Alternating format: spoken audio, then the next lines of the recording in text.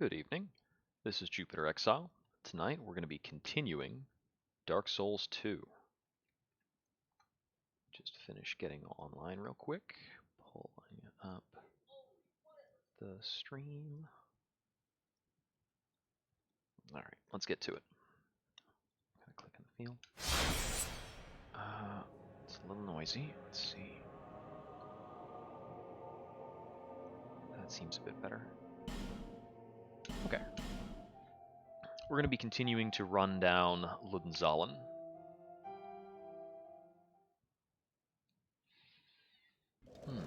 I have not had a whole lot of energy today. Well, yeah, no, it's been a slow day. It's been a slow day. Treated myself though. Went out and got some nice ramen. Yeah. There's a good place near me. You can't get Grubhub or anything to deliver it. You can call in and pick up. I like going into the restaurant and just sitting down though.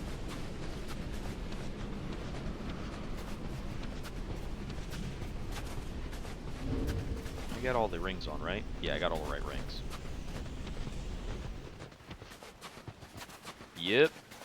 Back on DS2. Gonna try and clean this up.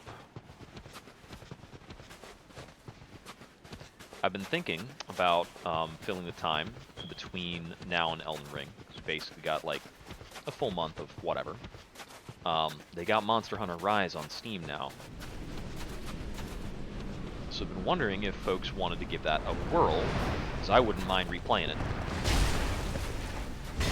There are 2 bosses left alive.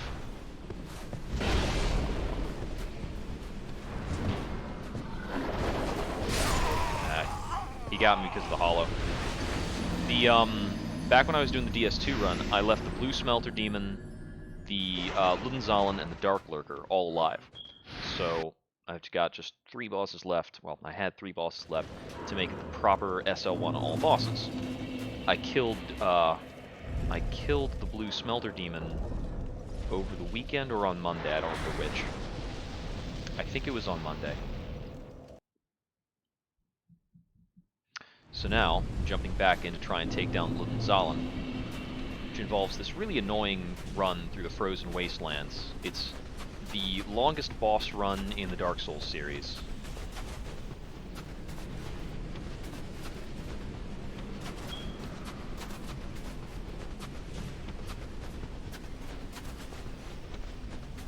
Then after that, the thing holding me back on Dark Lurker is the fact that you need to consume a human effigy every time you want to fight him.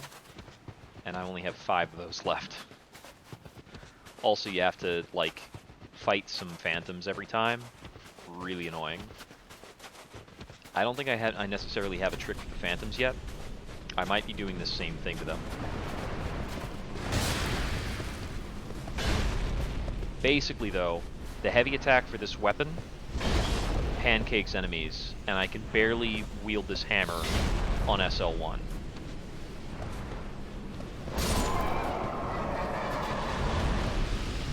So we're just gonna pancake stuff until it doesn't stand up anymore and make our way to the boss, which is about this kind of heading.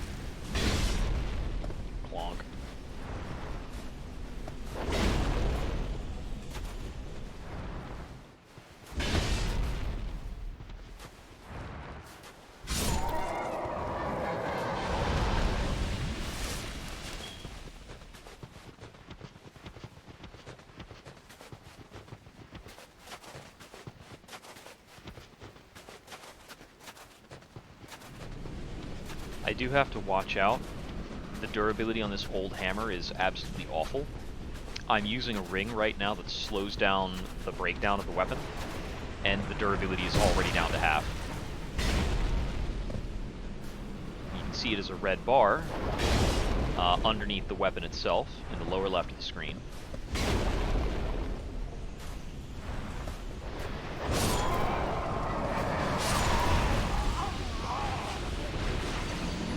Yeah, the boss arena is over in that little valley. I think I'm cutting the corner a little too close on the right side, which is causing me to have an extra fight. Yeah, because of the bad durability, I'm carrying repair powder in case I need to repair the weapon, which if I fight a third horse, I have to repair.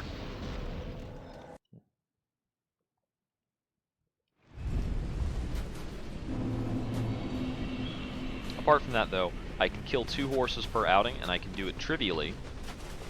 So I can just repeatedly do this until the boss run is easy and boring. Or, one of these times I could make it the boss and maybe kill them, because Lud Zallen don't have a lot of HP, and they don't have that complicated a movement pattern. They're just really, really, really far away. Like, absurdly far away.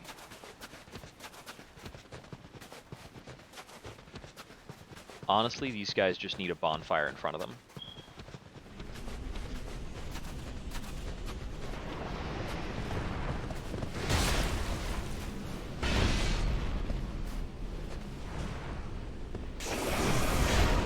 I've almost never actually rolled out of the attack of these guys and, like, not taken damage from them.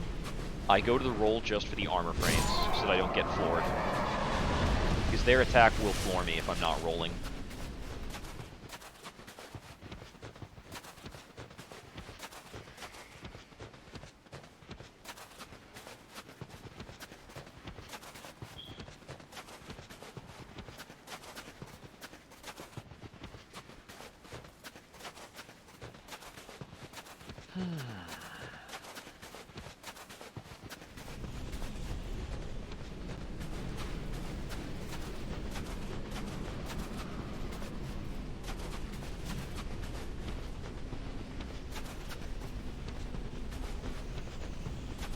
Something ought to come at me pretty soon.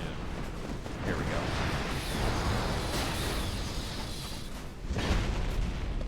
There we go. This one I get to kill without taking damage.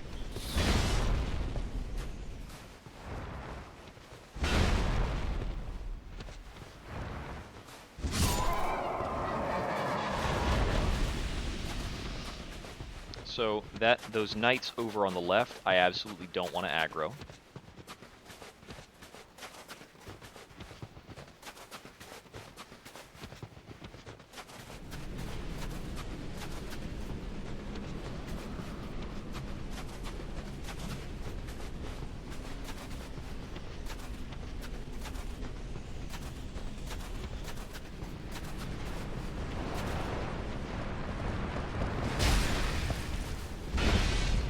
So, some of these horse deer things, it's my loose understanding, they're going through a patrolling behavior. So depending on how you navigate this area, you don't always encounter a consistent number of them. I think I've made it to the boss arena now with just that many. There we go. Yeah, 3 is fine. The 4th is really rough. Okay, so we have to re-gear. Going out to the rapier with, where is it? With the old Leo ring, dexterity ring, and the Flynn's ring. There we go.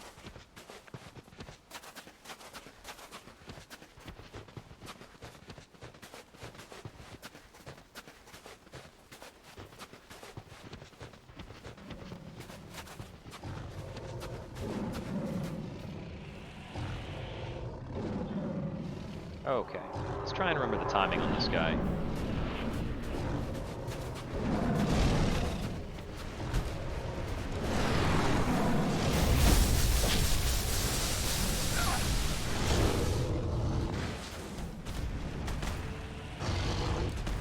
That was wrong. I wanted to Estus.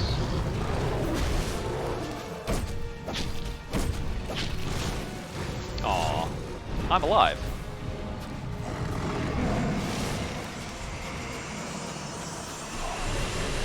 I'm still alive. This is weird. There we go. If I had Estused properly the first time, instead of accidentally using another charcoal pine resin, I might have killed it.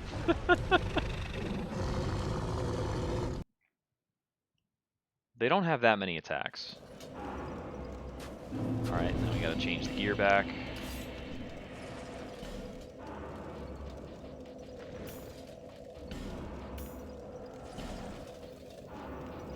I already have the Racing Knuckle, third dragon. I use the third dragon to avoid fat rolling. This hammer makes me fat roll.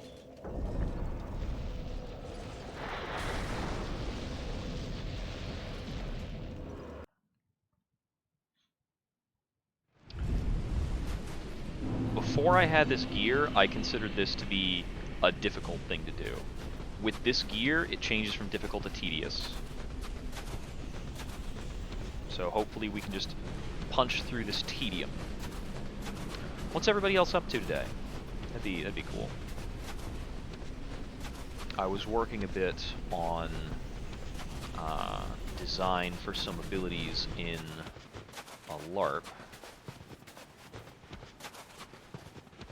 I think the results of the design were hit and miss. I'm not excited about every idea I put to paper, but you don't need to be. You just got to put them down.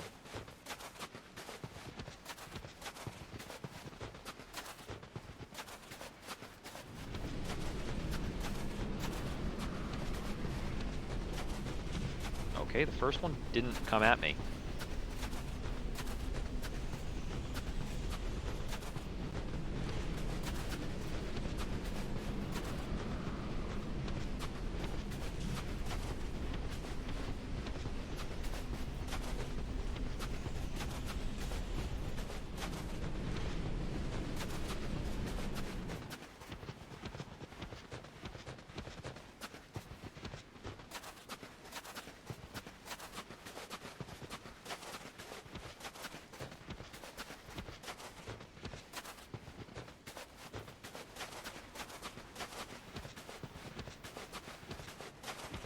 I'm certain something's going to come at me. There we go.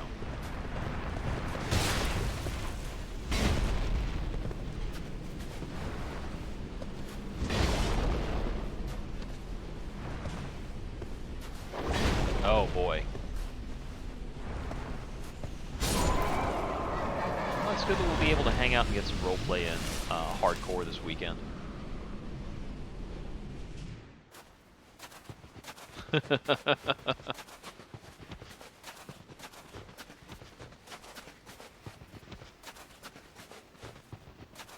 Yeah, today I was pretty low energy. I'm thinking whether or not tomorrow I wanted to go out and get anything.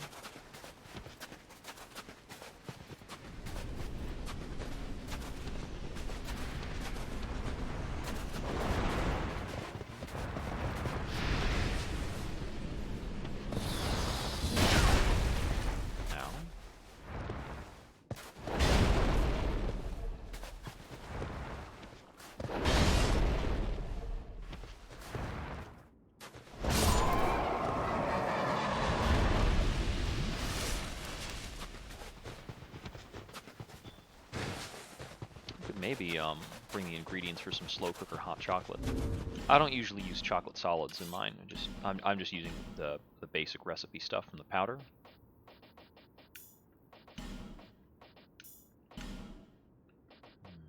I'll have to think about that. What's the last? The Flynn's ring. Right. Okay. Let me make sure I get off the charcoal pine resin after I've applied it before I walk through the door.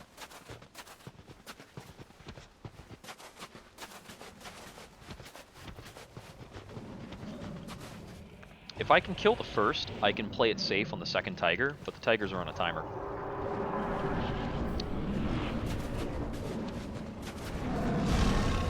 Sounds good.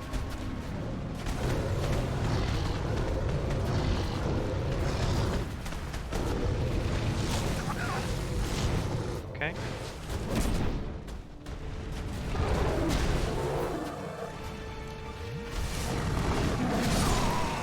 landed on me. That lunge hitbox of theirs is a bit of an inconsistent hitbox. It's not what I want to see. I wanted to see if I could just run past him to kind of run through his first attack, but he didn't use a basic paw swipe for the first attack when I ran through him. So we're not going to be running through him again. Bracing Knuckle, Strength, Third Dragon. Oh my god, yes. It's also the worst in Dark Souls 2 because it's tied to adaptability. The amount of time it takes you to use items is crazy, and Estus is actually the slowest item in the game, I think. Nope, that's wrong. There are some consumables that are even slower than Estus. I think some of these things like Divine Blessings and the Monastery Charms take a really long amount of time. They're like a full-blown prayer ritual thing. But yeah, it's unbelievably slow.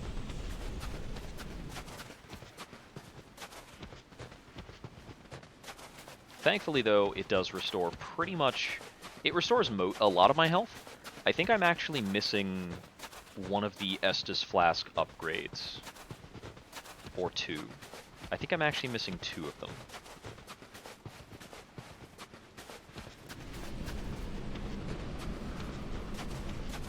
It's like Dark Souls 3, it's undeniably all of your health pretty quickly. And in Dark Souls 2, it's like, you're going to get back most of your health in a moment.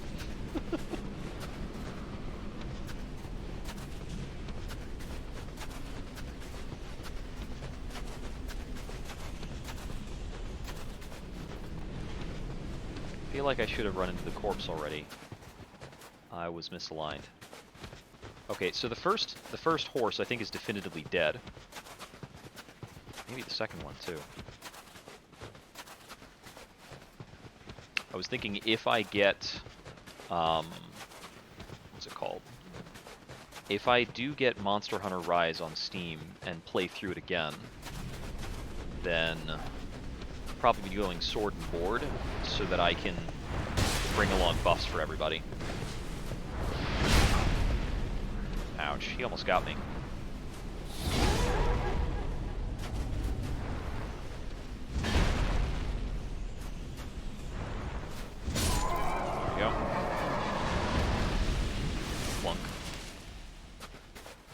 Yeah, it wasn't even a full heal because I've got I do have a bit of bonus vitality. I think that my current vitality, it's 12. That's not bad. It's definitely not the starting value of, I think, 6. I think you start with 6.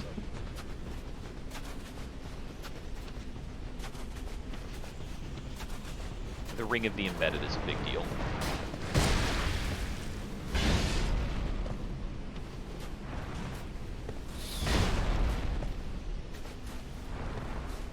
Oh yeah, that's pretty good.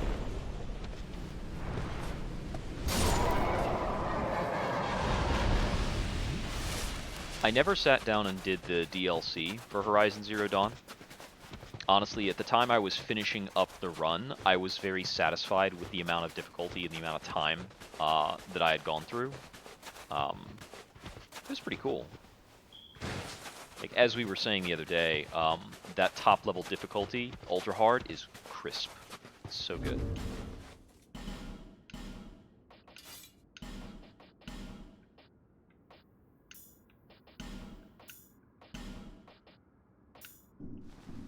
Okay.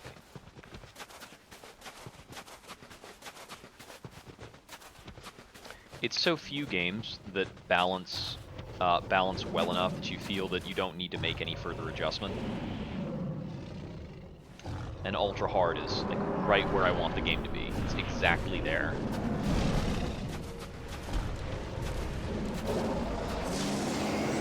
This attack is free.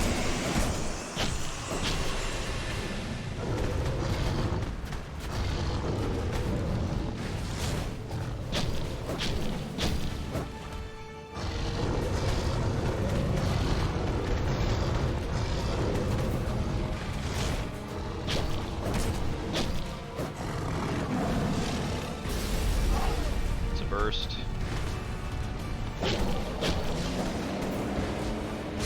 Dang it. I was literally one attack away from finishing him off and being able to focus on the other one.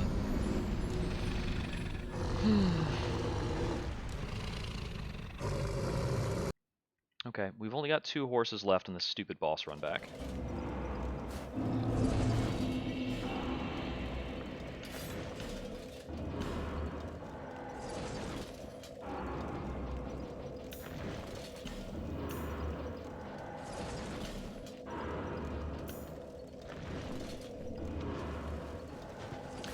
This run back, man, it makes me yearn for save states or something.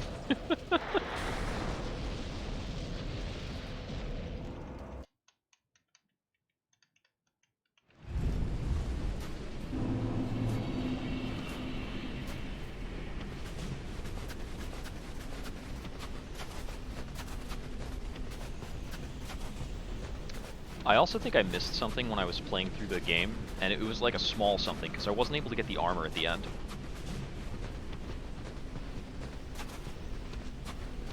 Like some errant side quest, or something I forgot to loot, and I missed the last power cell.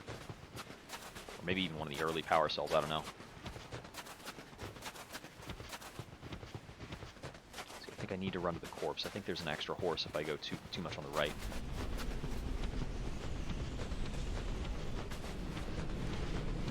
I need to remember to use a power attack as my 4th attack in the string. Light, light, light, heavy. Pretty sure that's what my stamina allows for with this. Let's see, I might have turned too much. Okay, yeah. Let's get a little lost.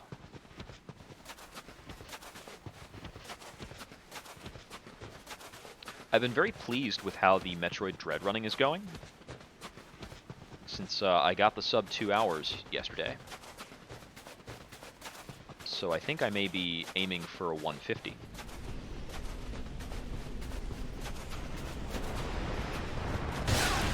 Ouch.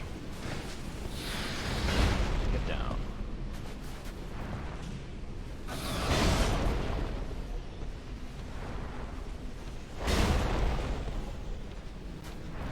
Now the one I got was a pretty good run, so it might be tricky for me to cut more time than that, but there's various things I can optimize further.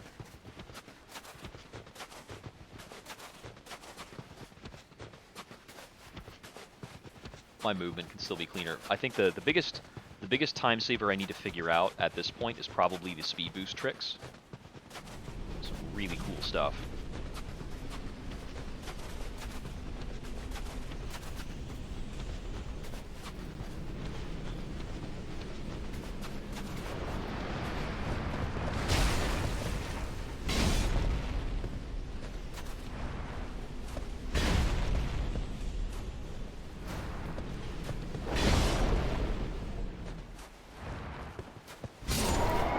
Right now, the gains I'm getting have a lot to do with consistency, and that's going to take me to a certain extent. Once that caps out, it's going to have to be more about the moment-to-moment movement.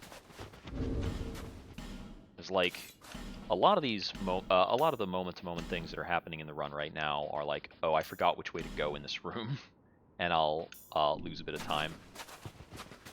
And once I get all of that cleaned up is when I'll start to feel like the run is serious. But it's been really satisfying so far. I think part of the barrier on speedrunning is getting an initial time that is a reasonable amount of time to sit down and play a game.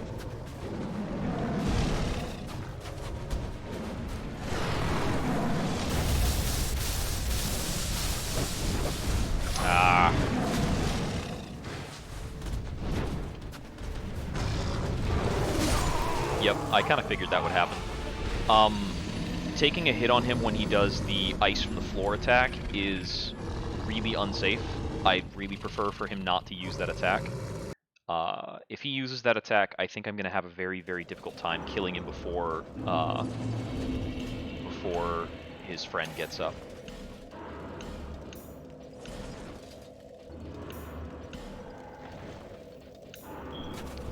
So I think basically I'm not going to be routing that attack into my consideration for the fight.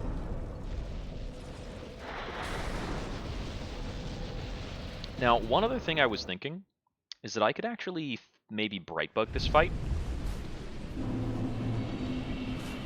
If I still have any. I don't remember if I do. I've got 5 Brightbugs. Yeah, I've got 5 Brightbugs and some Old Growth Balm and some Vine Balm. Vine Balm is the one that does Dex, which would give me more rapier damage. So if I actually go, like, all buffs out, I might be able to kill Lud really fast.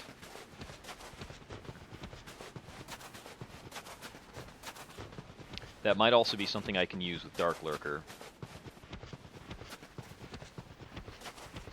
Currently in this run, I have not beaten any boss using a Brightbug. I've attempted to use Brightbugs before, but I've not beaten any bosses with them. I was thinking of Brightbugs as like a pseudo co-op type of benefit, because they exclude you from using a partner. But at this point, after playing Bloodborne, I don't care. It's an incredibly limited consumable. If I was able to save it for literally the last 2 bosses of the run, way to go me. That's just planning.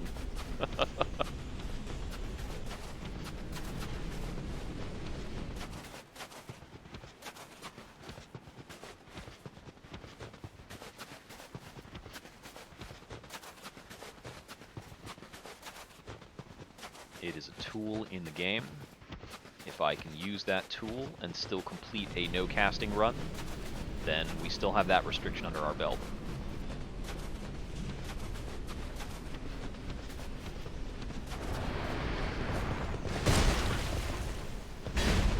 Wonk.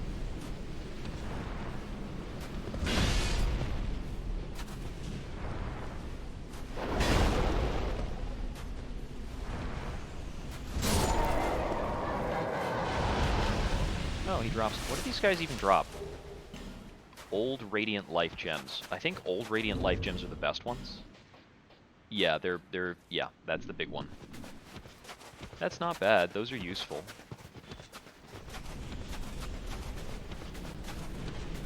Kind of wish they dropped them at a better rate. Is that another one?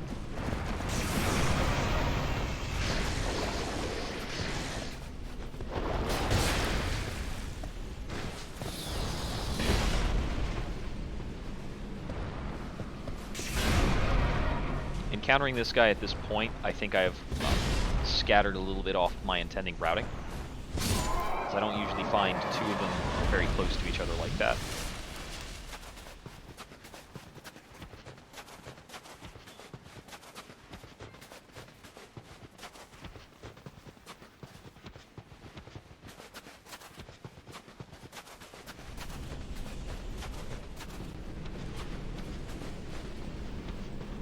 Yeah, I was fishing around in a couple Discords to try and see if people wanted to get in on Rise. Because I'm only moderately interested in playing it if I'm the only one I know who is. I was wondering if Steam might make it easier for people. I might ask again when Sunbreak is closer, or after I've finished with Elden Ring. Oh, come on!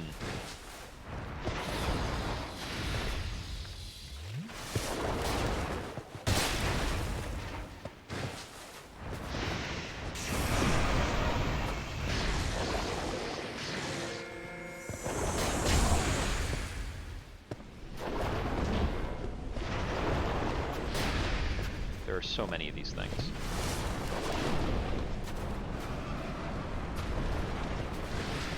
I'm hearing another one.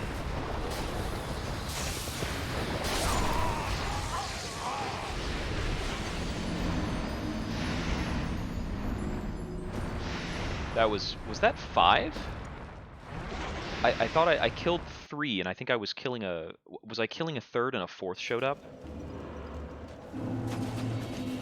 Jeez. I think I was fighting a 4th and a 5th showed up. Because it should only be on the 4th that I need to use repair powder.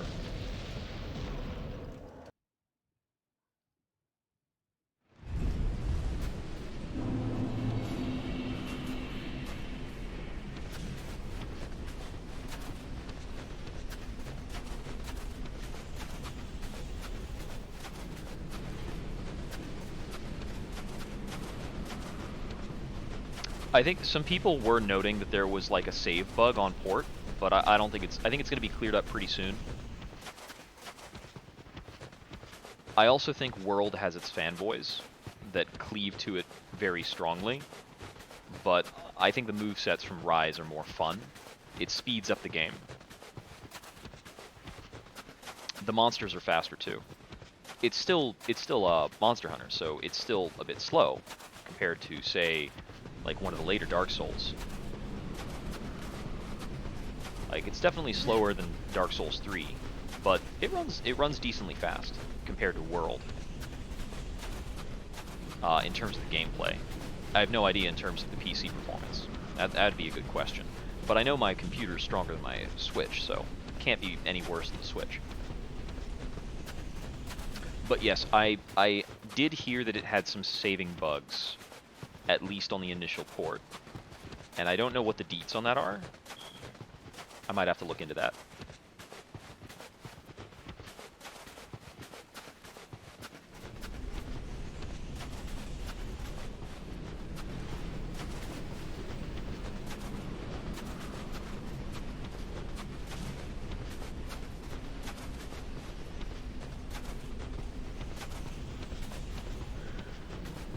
Oh, I am super off path if I ran into that. I must have gone way too far to the right somehow.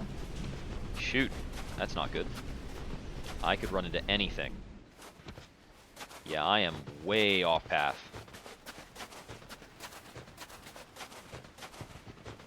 I'll run a good bit more to the left, or I will run into 60 guys, 30 to 50 feral horses.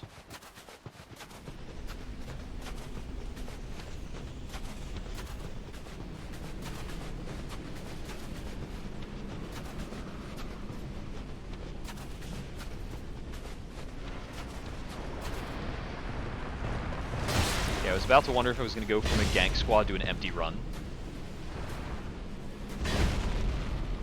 I'll just get ganked right at the finish line, thanks.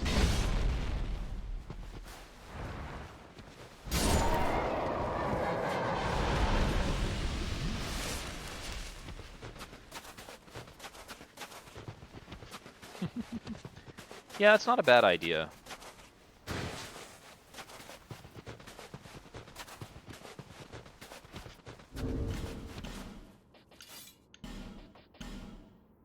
When I was first playing Rise as well, it felt like it might be a little feature light compared to World. As it doesn't have the same like tracking system. They dropped that entirely. You just know where the monster is.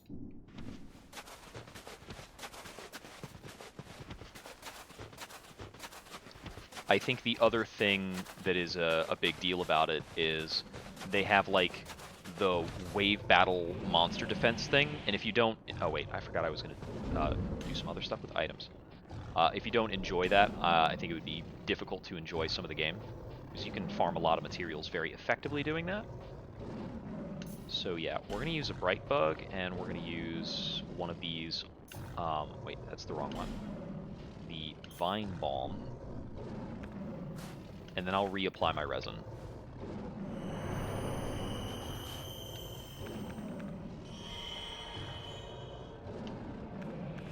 Okay, let's go for it.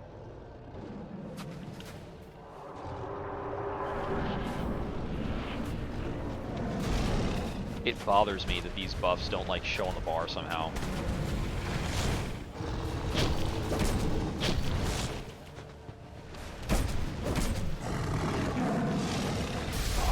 I read the pulse, but I wasn't like quite in time. I'm not convinced that Bright Bug actually activated. The damage I took was still enormous. Also, like, I didn't have the time for the Estus to finish working. Jeez. I thought the Bright Bug was 50% more defense and damage. Just says inflict more damage, receive less. It might be a flat modifier, which would explain why it crushes the early bosses. I forgot to change my equipment. Change my equipment to the Horse Slayer gear. Well, if the Bright Bug's only that little of a modifier, then I'll keep using it until I run out. think I'm pretty close to beating him either way. I just need to not get weird hitboxed to oblivion. It's mostly that I'm being really, really kind of carelessly aggressive against this first guy. If I can get to the second tiger, I don't think I'm going to have an issue with the boss.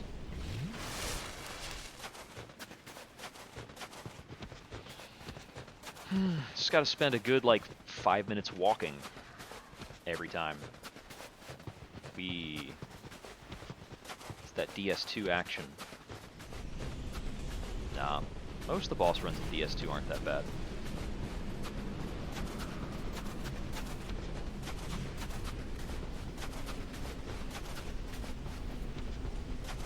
I'm trying to remember what the absolute worst boss run in Dark Souls is. Most of them aren't that bad. I think the Capra Demon boss run is pretty bad.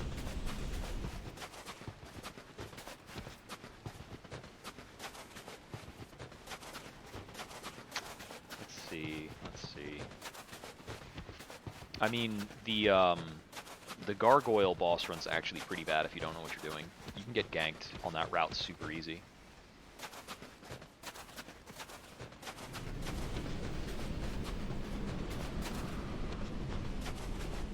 Huh. Got people popping in and leaving without posting something in the chat. Lurkers. I'm a little surprised. Like, it's in the title what I'm doing. You better know I'm going to be running through this frozen field.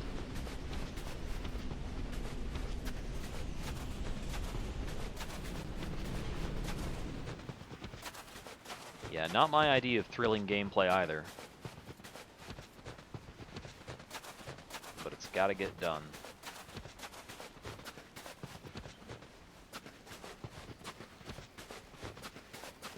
I think Return to Drangleic is sometime soon. People in the forums were talking about getting back into DS2. It doesn't affect me too much either way. I could try to host a fight club to get human effigies, I think. Alright, let's change it on back.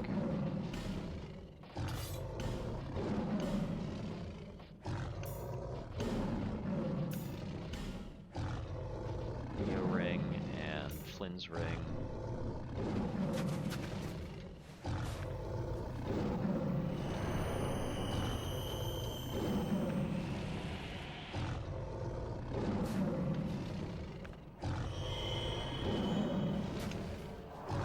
I believe the Vine Balm is worth an extra 5 dex.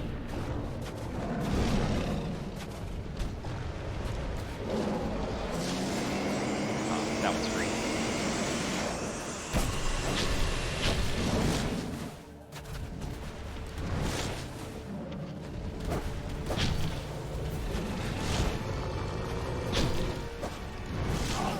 Okay.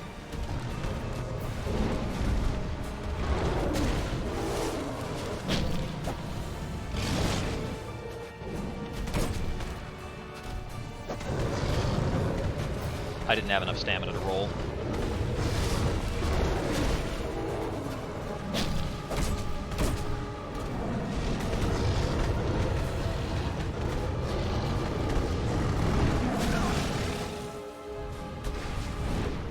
That second one's gonna kill me.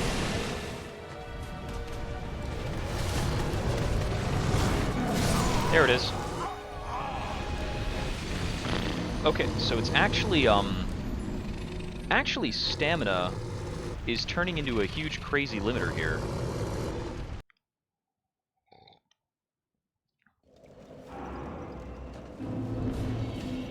Also, my rapier half broke in that fight. So that was kind of crazy.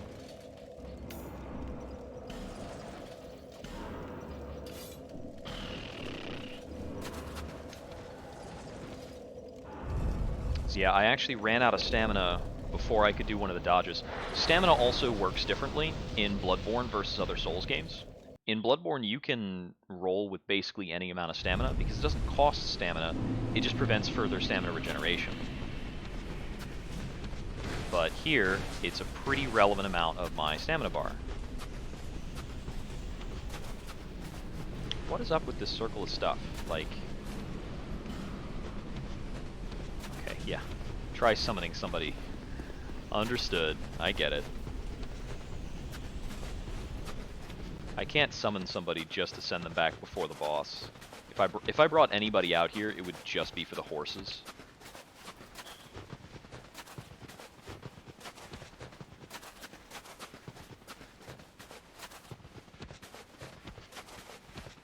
So yeah, given how the performance is going here, I'm pretty sure the Bright Bug benefit is flat. So I really thought it was a stronger modifier than that.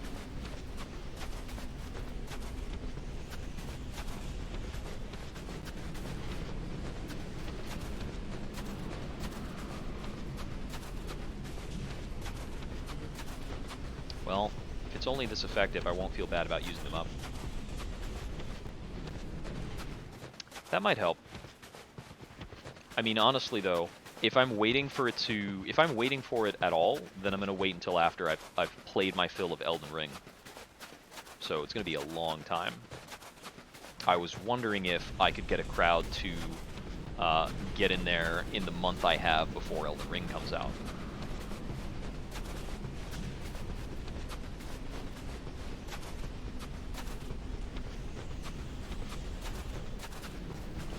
But I'll probably go into it hard and outpace people anyway if I'm actually picking it up. Maybe I should just let people get into it ahead of me, and then I'll catch up with them after Elden Ring. Who knows?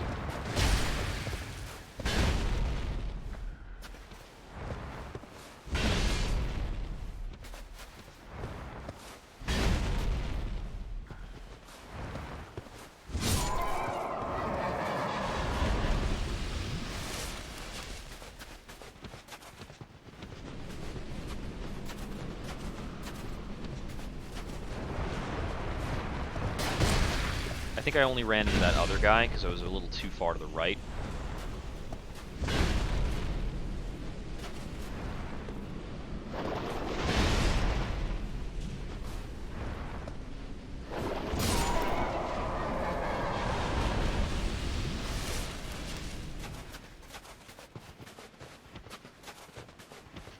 This run is so stupid, man. It's like 5 full minutes between attempts or something. I don't know.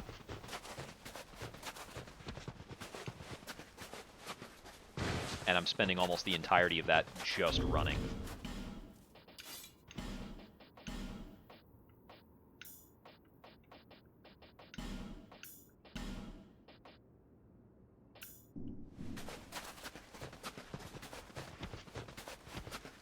Okay, so as of the last fight, the thing I was doing that was working is I need to dodge more preemptively. Need to remember that it's Dark Souls 2.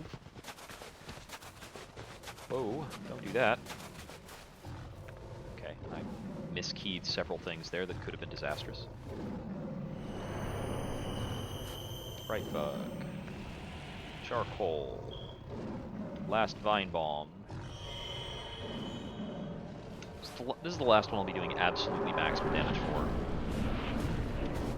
Oh, the Vine Bomb also gives a little bit of a health bump.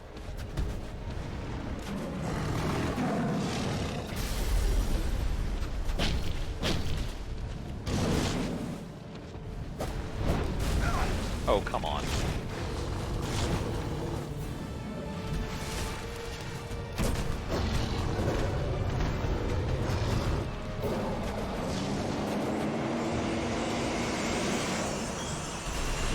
I couldn't quite run behind him with him jumping back that far.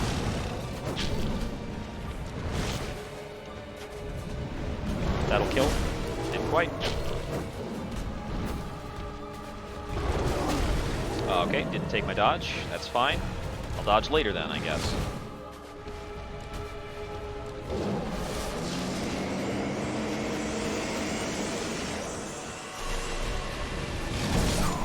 Oh, that just killed me. I'm starting to think the other one actually does show up on health threshold. I thought it was on timer. But he is not showing up on these longer strings with the boss being at over half health. So it's probably just like the gargoyles.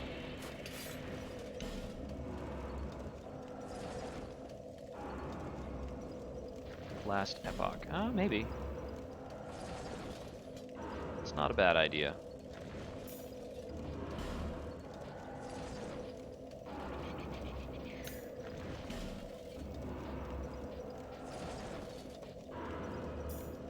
Wait, that's wrong. Right. I already got the third dragon. Third dragon strength bracing knuckle.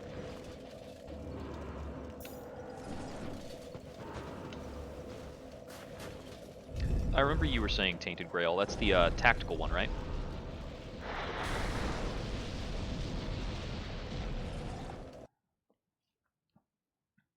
Let's see. Was Tainted Grail? Yeah, I remember it was a tactics game. Was it one where your? It wasn't one where your people aged. It's not like Wilder Myth. It's something else, right?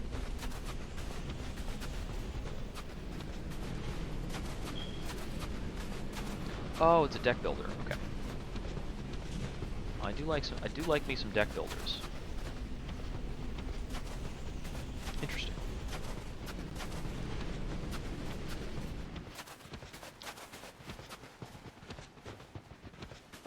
Interestingly enough, I don't always find myself super keen on something on the merits of it being super narrative. Sometimes I enjoy something being deeply narrative. I can appreciate it, but sometimes being deeply narrative makes it fall apart for me on a replay, or if I have to do the same kinds of actions repetitively.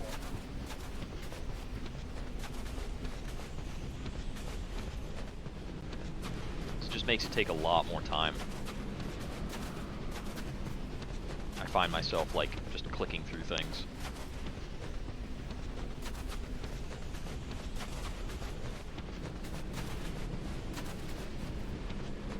Right, I think you were telling me that there's like crazy multipliers and things in that one.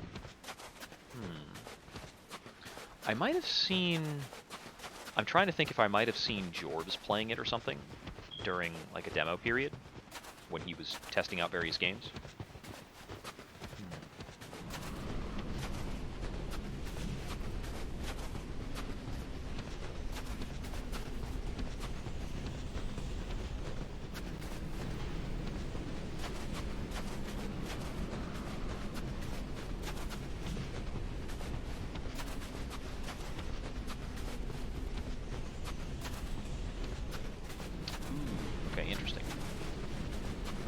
Yeah, Hades definitely handles roguelike narrative very well.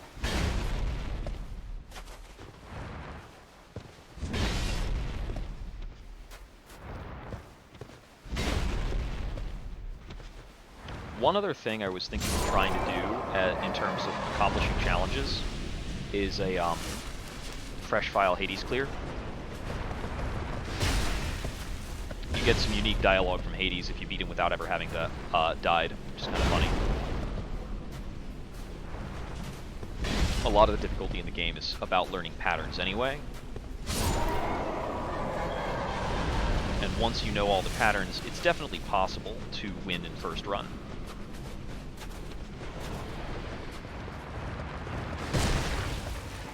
Yeah, that's pretty great. I also still haven't actually beaten Ruined King. I made it out to the island and I have Pike on the team.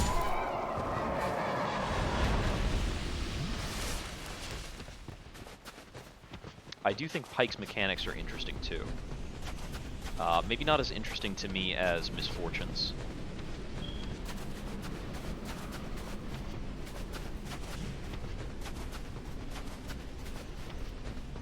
Misfortune naturally plays in a really strong, nasty way.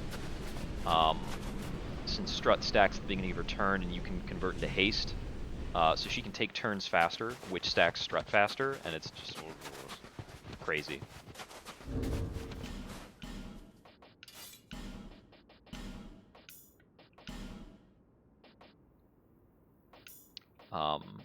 Playing at the... I did go over to heroic difficulty on that, which has been a good choice.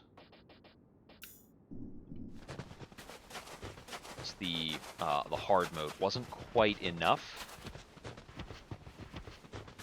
and the heroic actually does have me retrying fights to try and get the strats right. I find that on that difficulty, with just one tank, you can't fully mitigate.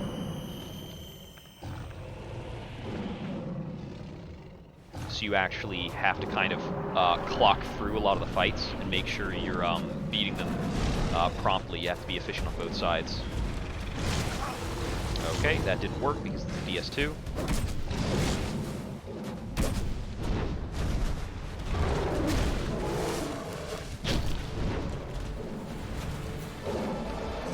Let's do that attack.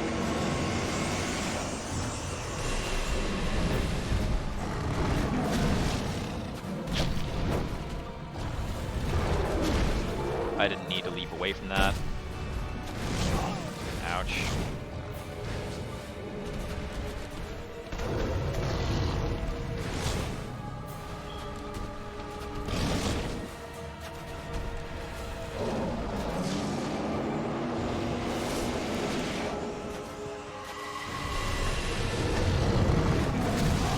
Okay, that hit because we're playing Dark Souls 2. That hit because we're playing Dark Souls 2. Whee! Yeah. Yeah, I've been playing without Alawi in the team. I've just been playing with Braum. I've been running Braum with the initial shields, and his entire job is actually just to spam shields and mitigation, while Misfortune pretty much wins the fight. And I have a third goon in there who tries their best. Currently that's been Pike, because I wanted to experiment with his mechanics, but he's been less functional than Yasuo. My previous kind of flow was Braum throws down taunts and just mitigates. He never needs to do much. Like, I barely even have him use his concussive blows, even though it's pretty good, because he just has to be that dedicated to throwing out more shields. Misfortune keeps laying down like haste and carpet damage, and Yasuo throws out his crit buff and then goes to town. And then once Yasuo starts ramping up, his damage is either outing people or he's getting his own mitigation through flow, which eases off the pressure on Braum to start using Pharos Mask to focus on his own mitigation.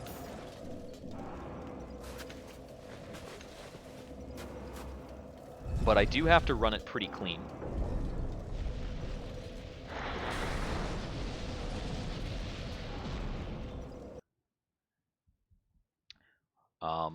But without Alawi on the team, you really are not going to be able to pick anybody up in a meaningful way if they're falling behind.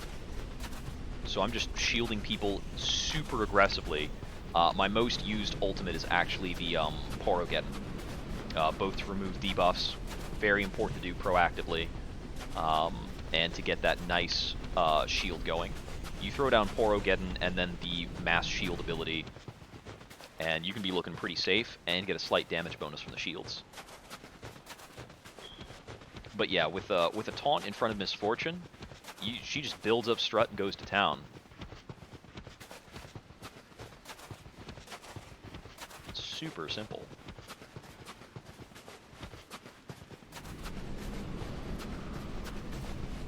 Yeah, I think the last time I stopped playing, I was in a dungeon where I needed to use Pike for navigation. And Pike is solid. He's interesting. I can see him. He performs well enough. Does plenty of damage. Good access to debuffs and vulnerability and things like that. But on heroic, I don't think he is unique enough. I don't know if he fills a team slot that isn't already kind of dealt with.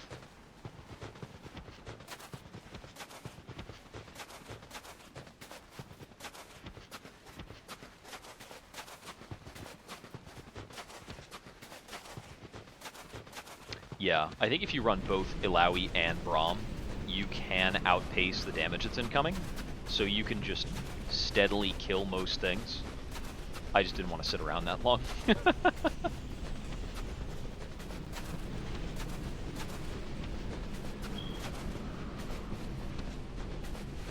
But yeah, with Ilaoi and Braum, you have the solid, like, heal tank setup, and you can switch which one of them is the tank if you want to ease off some pressure. Like if you've got some harsh debuffs coming in or something. I did have an oopsie daisy the first time I fought that big sea serpent thingamajig, because it's got that effect where every hit you inflict on it builds up damage for its next blow. So I had a build that was very set on like multi-hit exploits with Yasuo's debuff. And I completely destroyed myself. So I was like, yeah, I like cranked its I cranked its buff up super high. And I was like, ugh, I better not be doing that actually. So I just had to play it better the second time around. Okay, last bright bug. Let's go. Okay, so my last few runs I've actually been moving backwards in terms of how well I'm killing this guy. In favor of trying to be safer. Ah, he's doing that attack.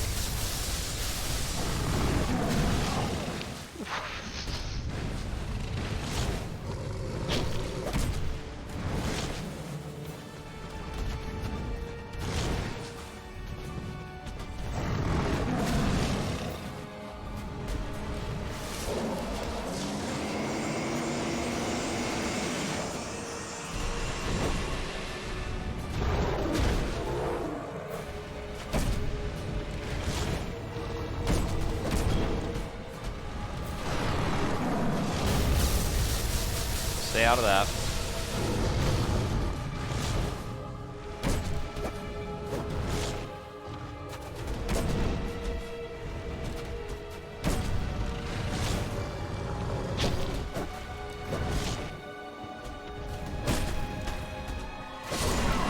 Okay, one down.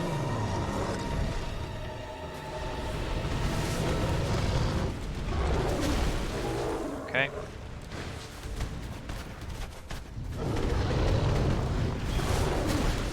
Straight up changed his mind when he saw I was healing.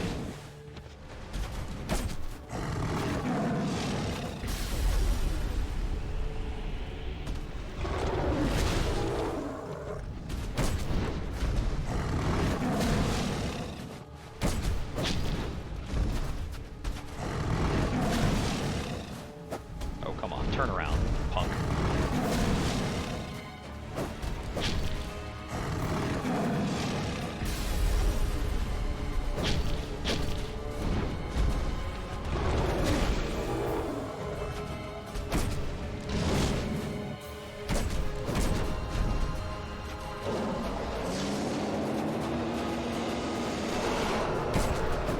I don't know what that is. I'm not going to find out. Out of here, buddy. There we go. Oh, that's right. Yeah. That makes sense. I forgot about that mechanic where he converts HP to attack. I do think that there is, like, gearing people up is pretty interesting in that game. What is this? Hurrah for bravery. Does this just teleport me back? Is it that simple? What do we have? Our weapon was actually pretty close to breaking. That's funny. Okay, so that's all there is to that. Done and done. Okay, the next boss, Dark Lurker, is also a charcoal pine resin boss. Thing is, we need to figure out how the heck I am going to farm human effigies. So I'm going to open up a quick old search engine. DS2 human effigy farm. Where do we farm this stuff? Okay.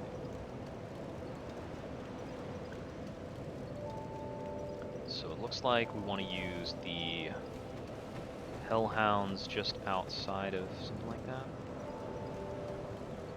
Have I already bought them all from Grave Warden Agadine? Good question. Let's see. That would be over in the Undead Crypt. We'll go to the entrance for that.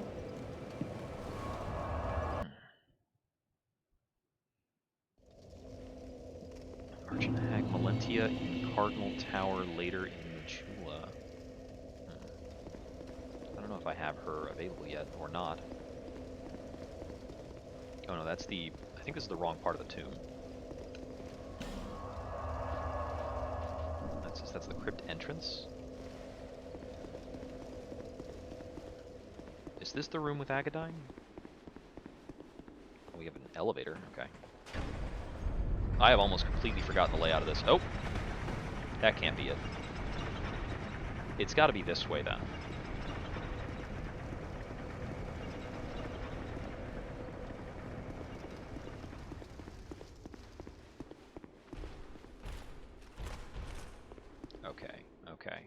Okay, guys. I see kind of what you're getting at.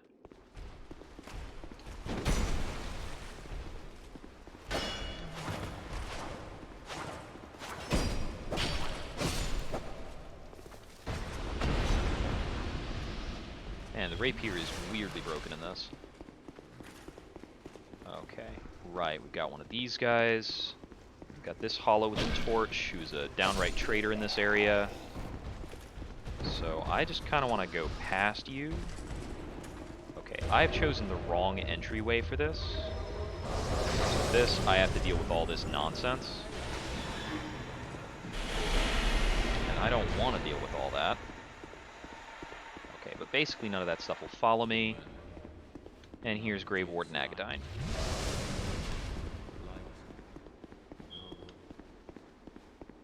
Yada yada. Okay, hey there. He's still got nice. I don't care about your miracles. Sure. Buy that. Well, I have however many of these I can carry. They're not too bad. Okay, that's handy. So that's 10 attempts on the boss. That's not too bad.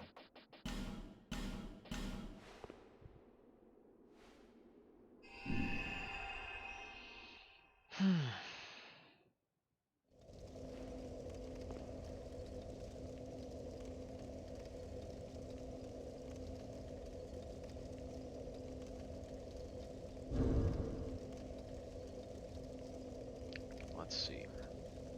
I think that's the last of people I can buy from. I know I've already bought out Dark Diver Grandal.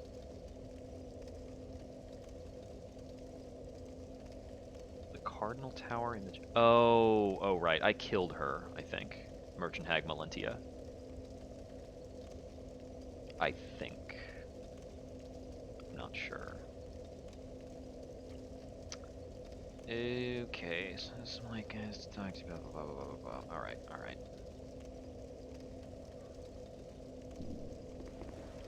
I did go up into the lighthouse and get the gear there. That stuff is nutty. Let's see. Where was the... Where's the Dark Diver spot? Okay, so there's the gutter one, I think is the easiest for me to... The Black Gulch one, I think is the easiest for me to access. Even if Black Gulch is an absolute pain in the neck. So, funnily enough, I think what I want to do in terms of clearing this area is exactly the same strat as what I was doing a bit ago.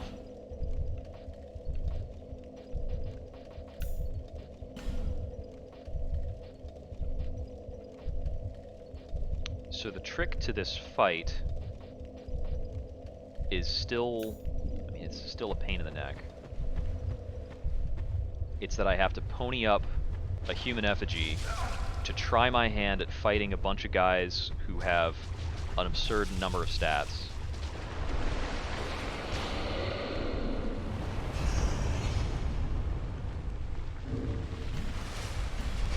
Where the heck is my green moss? I don't even have that much green moss.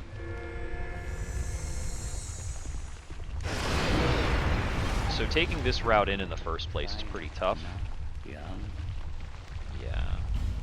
Does he have any more? Yeah, no, I've already bought them all out. Yeah, so I have to hand off an effigy, go into the dark chasm.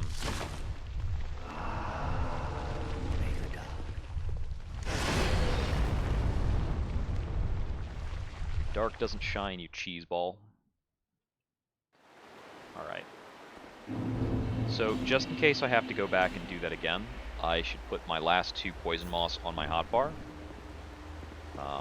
But the thing that I remember is really obnoxious about this is all the phantoms. Some of these areas have really nasty phantoms. Okay, this is the one with the double mace guys.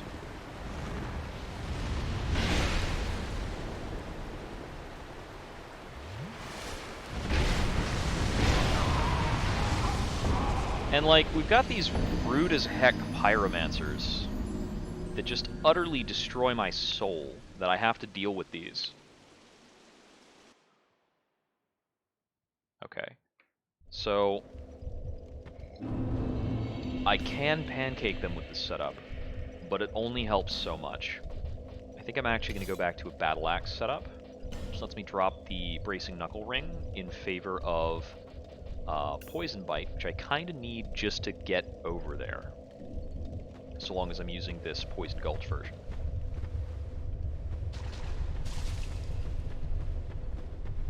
I think what's it called?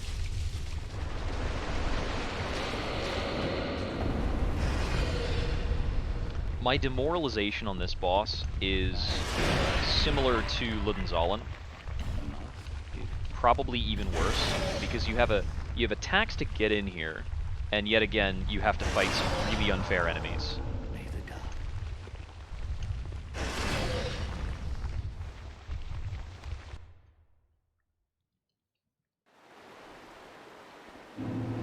And you can't sprint this area. You have to kill every enemy before you can proceed to the boss.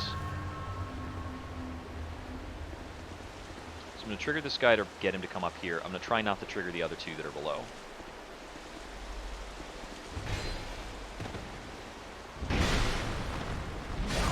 And he just two-shot me because I'm unused to fighting him.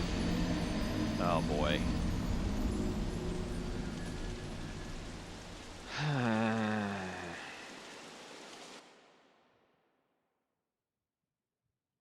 So I'm going to run through these effigies real fast.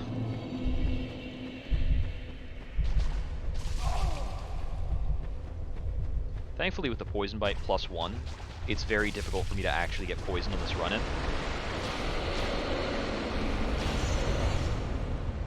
I have to be hit by like 3 of those statues without really doing anything about it in order to get poisoned.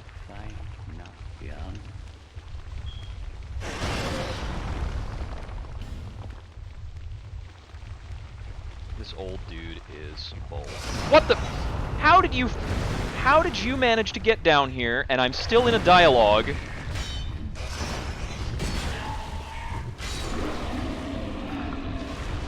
I have not seen that happen before. Okay. There's the opening underneath. There are 3 ways to get into this dark chasm. They all have different enemy setups. I do think this is one of the simpler enemy setups for this little challenge.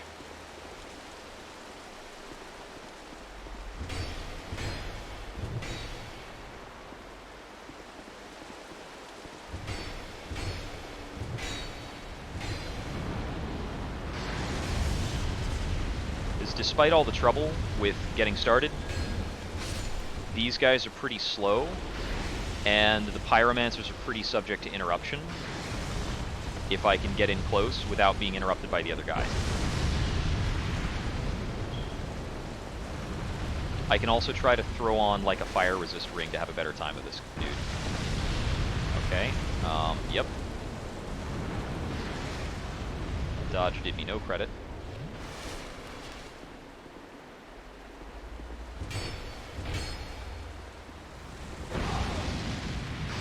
Okay, I have to actually, like, run away, because the 2 of them at once is really tough to deal with.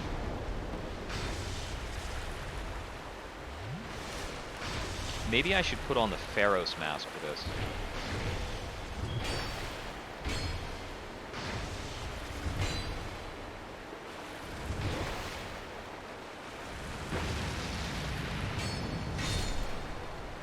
There we go. Bonfire Ascetic is a pretty sweet drop when you get down to it. Okay, that guy's hitting me from a really weird angle. Thankfully, these phantom tree things are pretty weak. I forgot they could heal, though. Please stop. Just give me this. There we go. Okay. So I'm going to wind up using half of my Estus just getting through this area. Yeah, so this is the route to that, which was necessary, but it's already lit. I don't have to redo that. I think there's one other... I think there's 2 other guys in here. One or two. I don't remember. Yeah, it's another set of the same.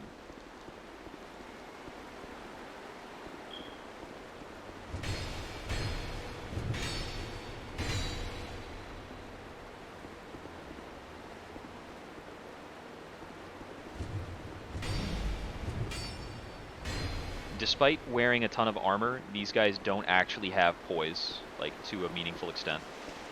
Not against these battle axe attacks.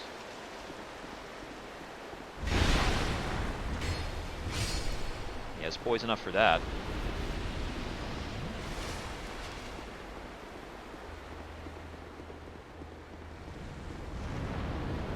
Basically, they can get away with just enough damage to make this segment really hard.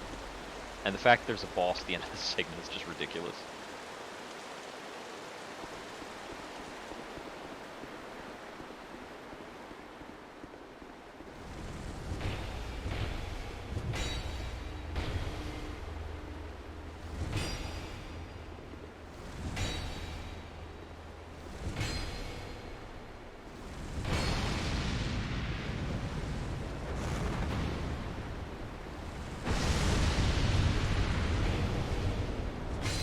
Go. Got him.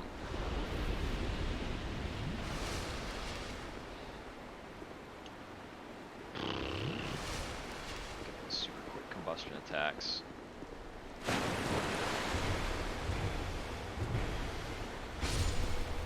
1 full combo kills you.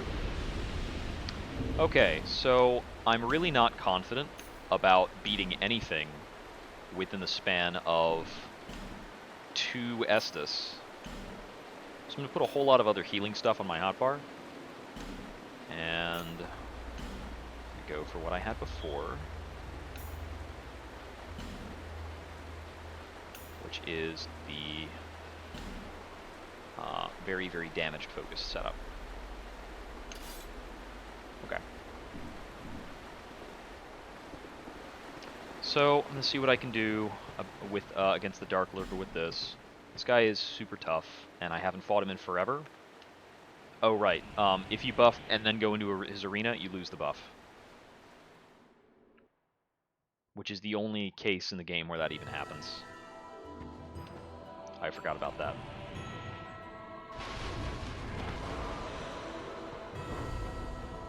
So he's got like a teleport fireball thing that he does, or is it like a dark bolt?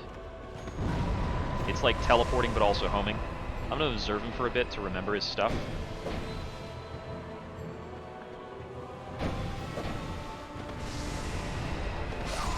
Okay, he killed me with that. So what I really hate about this fight is that I have to kill all those guys again to retry this.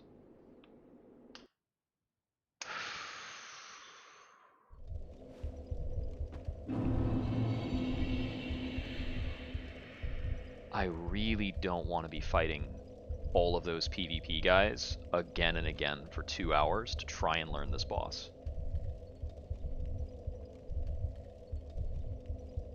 Do these guys despawn if you kill them enough? I don't think they do.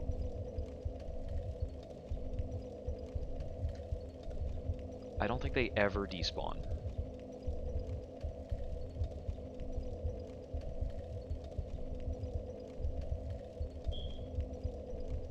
Also, my damage on him was pathetic. It was only like 100 damage per attack. That's ridiculous. Is he resistant to piercing or something? I think, you know, I think he was resistant to fire, so lightning is the most effective against him, or something like that.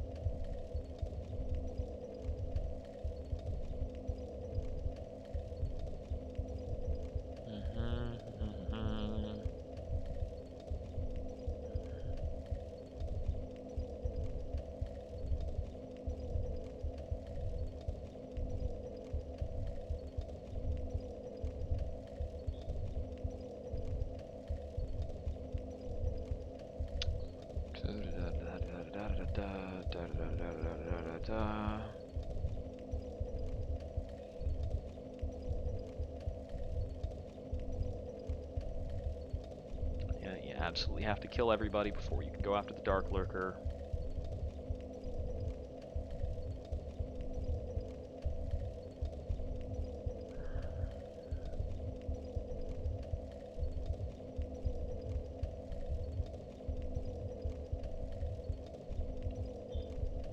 It looks like both fire and lightning can work decently well on him. Yeah, so fire and lightning can both hurt him to a good extent.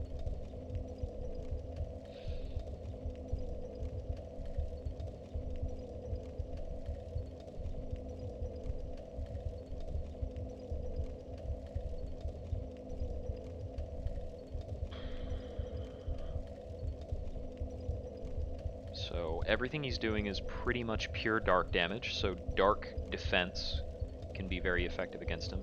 Do I have like a dark defense ring?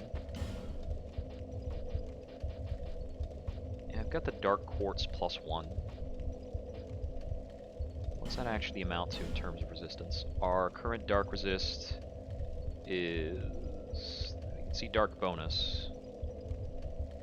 I don't see dark resist. Oh, there it is. Dark defense is 30. That is nothing.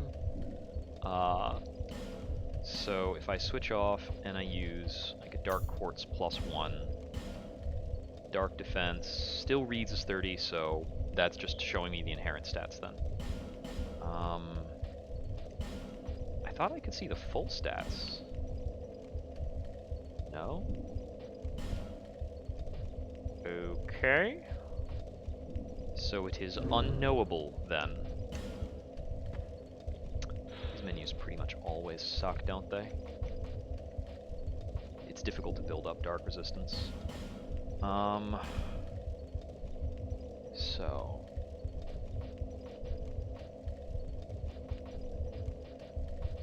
the Astrologist set and the Saints set have notably more. The Saints set has a listing of required faith, which means its defenses will be lowered if we actually put it on. I think that's how that works. Astrologist is heavier, Saints is actually lighter. And the Flower Skirt has better dark defense. Wait, is the Flower Skirt universally better? Why am I not just using this? Right, because of adaptability. This gives me some other different stats though. It's pretty good.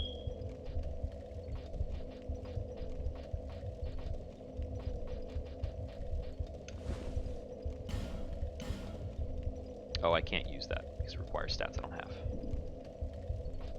Yeah, so it's taking me to 28 minus 12. Great. That's not very effective at all. But yeah, we've got only 10 dark resistance with this with that setup at 1.8. Cloth manchettes are better for less weight. North Water manchettes are 16. Both are 16. Let's see, lighter. Peasant attire is 21 at a weight of 3.8. Get 47 at a weight of 2.5.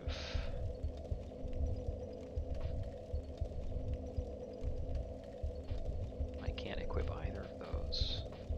Why do so many armor pieces have stat requirements? I think that's the best I can get for the weight. So I was doing 3.8 before, so up to 3.8 would be fine with me. Nothing's really better.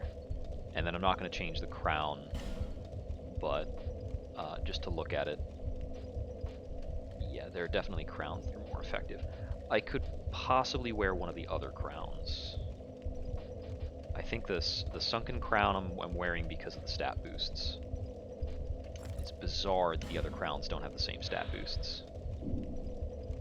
Where does it even display the stat boosts? It's on, like, I have to switch one of these. There we go. Yeah.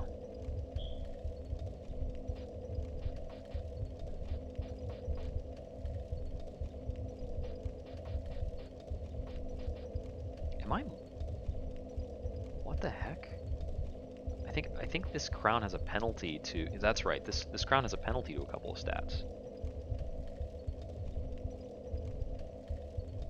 Seem to like a little bit more dex.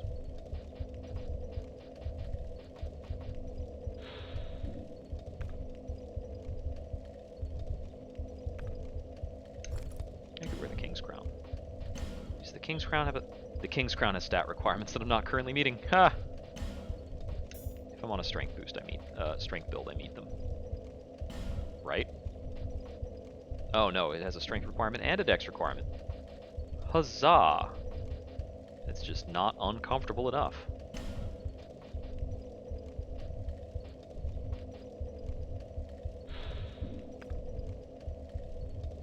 G's and P's.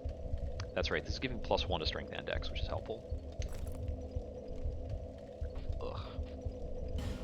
Okay, so with that, it displays my dark defense as 48 now, so it's displaying it after the armor. Still, that's not a lot better. It's not percentile on that screen. Oh yeah, and I can switch that back for now if I'm still gonna use the rapier. Flower skirt. Okay. What else do we need to think about in terms of this?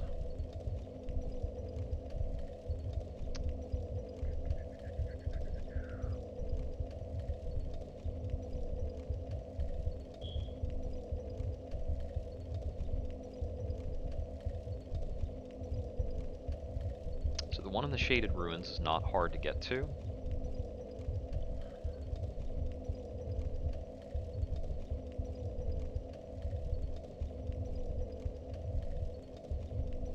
But we've got a guy with a bow there.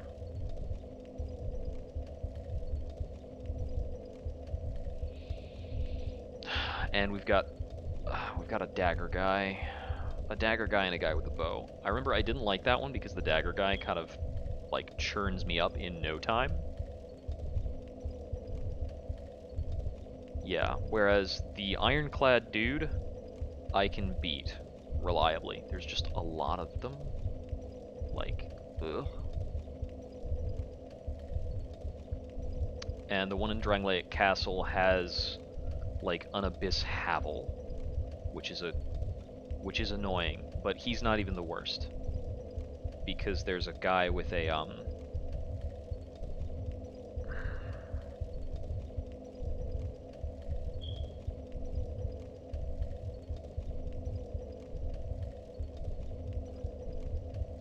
there's a guy with an S-stock that just messes me up pretty routinely.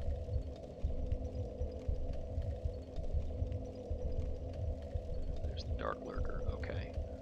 So, does anybody have like an SL1 guide for this entire thing?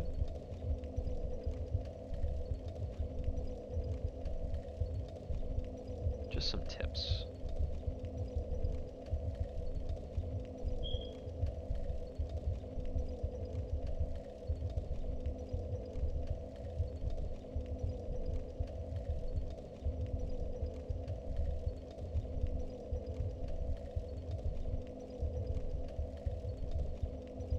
Okay, so there's a way to get two of the guys to fall off a ledge if you run it correctly in the one under the castle.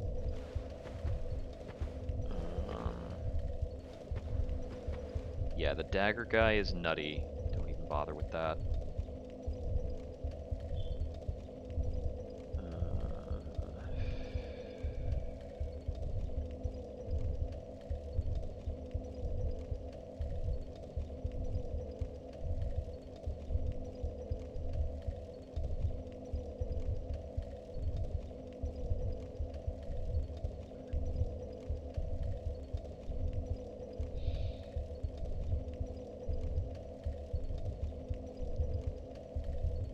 Okay, that doesn't help at all.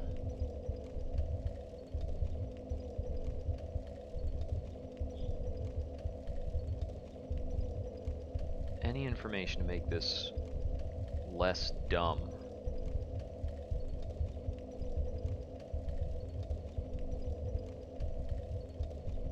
Yeah, you have to kill them all every time.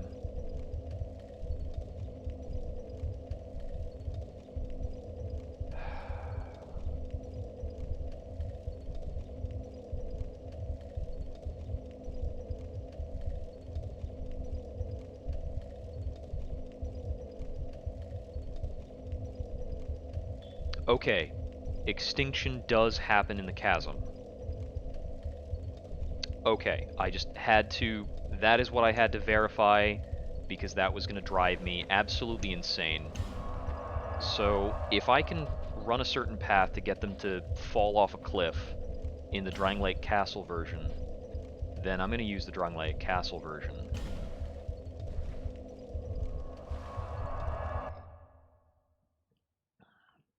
I just needed to verify that there was a way of getting these guys to stop spawning, because holy crap, they're the worst.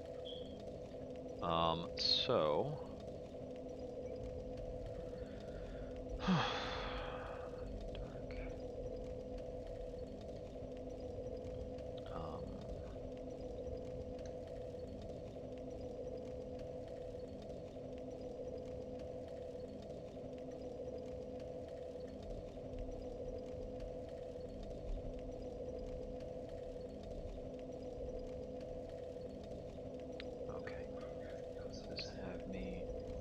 run pattern to get them to ledge themselves there? Okay, let's see. Okay, so he goes in.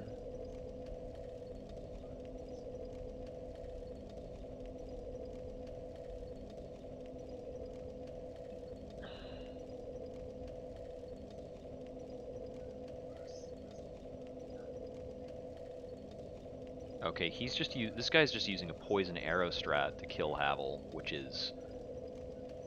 I am not allowing myself to do. And he's just using poison arrows on all the phantoms. That teaches me nothing.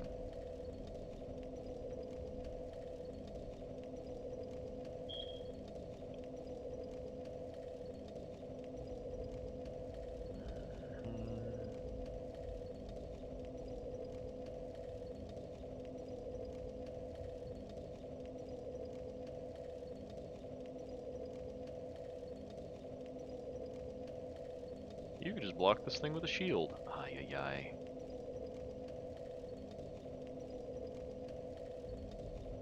I gotta get an SL1 version of the guide.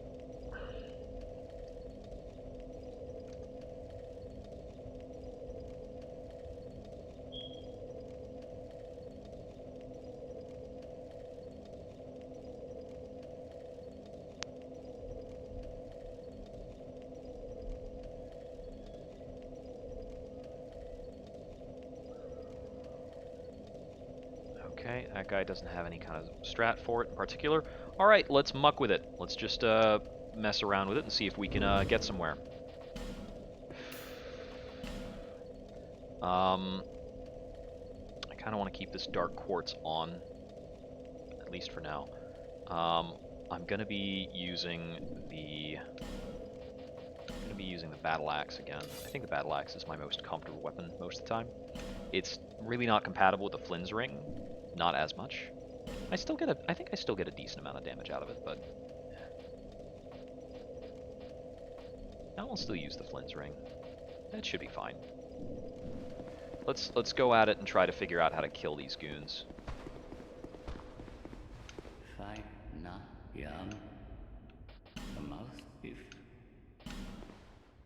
So if I can get these guys to stop spawning and start making solid attempts on the boss, then I won't worry about how hard the boss is, so I'll get the time to friggin' practice him. Now, I'm going to be way lower adaptability now that I've moved out of my adaptability set. So my dodging is worse. So my adaptability stat is 7. Hooray. Also, this, like, initial map area is trolly. Nope, dead. There goes the human effigy.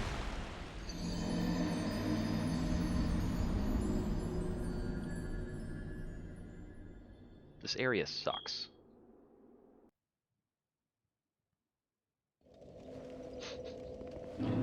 Alright. I gotta remember how to deal with this.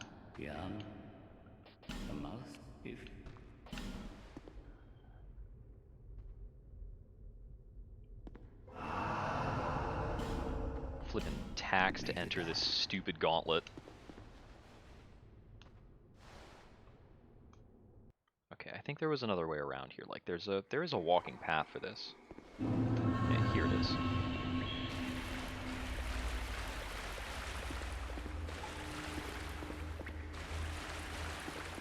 Okay, okay. So it's up here and along the left, we've got Havel. I think if I run back into this room, he might get confused and kill himself.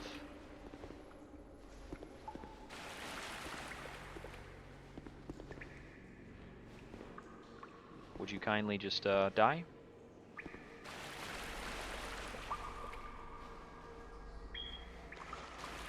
This could go either way because I can't really roll in here. Got him.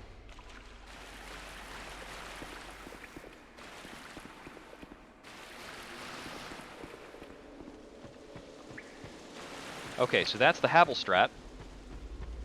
Done deal, man. What you trying to do to me? Get out of here. Okay, that guy, we don't really need to care if he's extinct or not. This guy is a pain in the neck, so now that he's aggroed, I would like to try the same thing.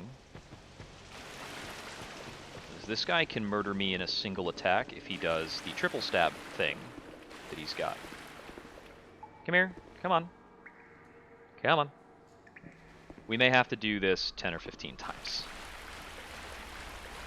But 10 or 15 times, I'm going to lure these dudes back to this same ledge and murder them.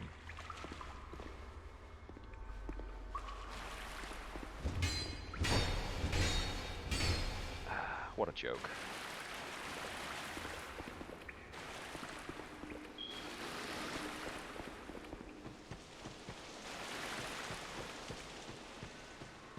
Okay, so with those two dead, we've got this gal up over here. Hey, come along.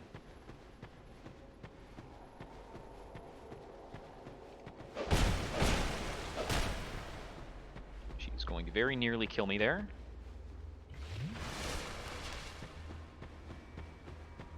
Drink and run around. I should be able to kill her over here.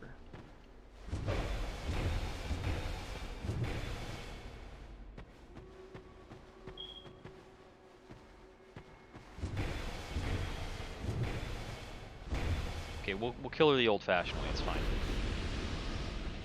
Good old health pool depletion. Okay, so this is the way to the Dark Lurker fight. So I've got the Dark Quartz ring on. I'm just going to go for it with this. Until I learn the boss, it's not worth doing a whole lot of tweaks. And I still really need to figure this guy out before I worry about it too much. Let's see what my damage is coming out to. 180. Wow.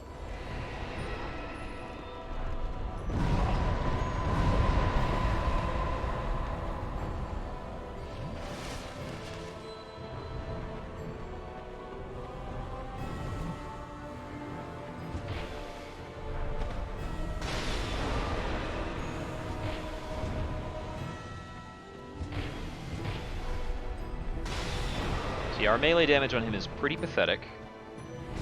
We are sadly a Dark Souls 2 character. Rolls and all that other stuff very slow.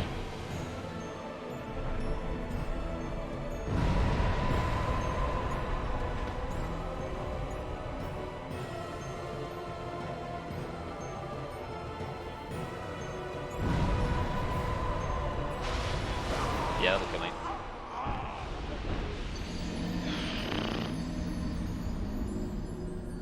So I really gotta wonder, is that the best damage we can do? Because that feels really bad. On Lud Zallen, we were dealing no joke 700 damage. Like 300 damage per hit on the Smelter Demon. We deal half as much damage to this guy. So, do I have an alternative that does at least a portion of its damage as fire or lightning that I can actually equip?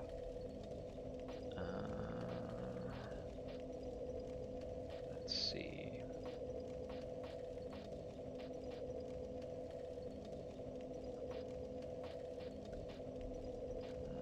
Alright, let's take a look at our stockpile. Because we absolutely have the resources to max out an entire weapon just to help us kill this guy. I need to see like the full item info, right? So, okay. So this just shows me the raw attack value. It doesn't actually show me anything. I'm just going to grab a few things that I think might do fire damage. I know those don't. Ice Rapiers. I'll check the Dragon Slayer Crescent. I think that typically does lightning in these games. Oh, I think that actually has a listing for dealing magic damage.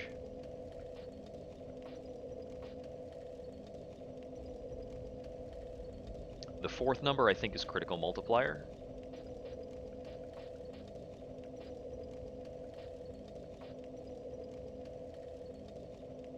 I'm going to see what kind of damage that does. Maybe it just has the other damage types, like, mixed up a bit. The Bone Fist. Alright, let me take a look. So, let's see. What are the new things I grabbed? This does some bleed. I don't know if he's even vulnerable to bleed. Yeah, I think the big reason why the Rapier does so much damage is it has a counter hit multiplier of 140. So hitting somebody shortly after they attack is pretty good. So the Smelter Sword we can't equip, of course. It does do fire damage though. Charred Lois we can't equip. Hey Meta, I managed to take down Lud Zallen. So right now I'm trying to get a plan of attack regarding the Dark Lurker.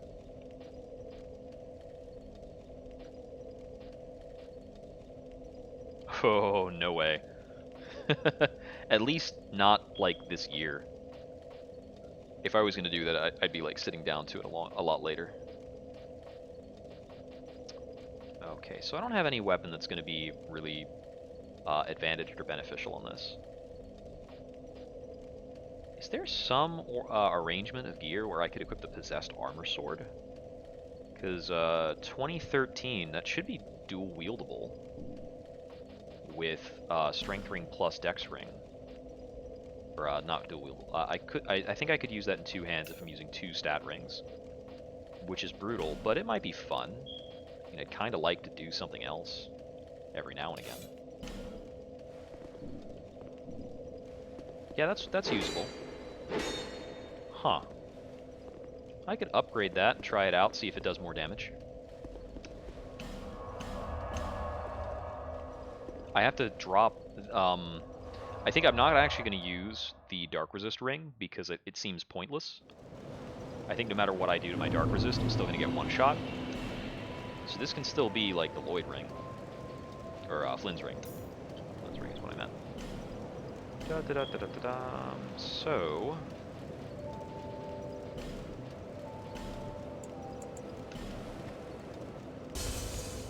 I have been thinking about what to do next. There's a suggestion on the plate for Tainted Grail. I might do Hollow Knight, do some challenging stuff there. I have a lot of stuff to theoretically hand over to those couple of crows.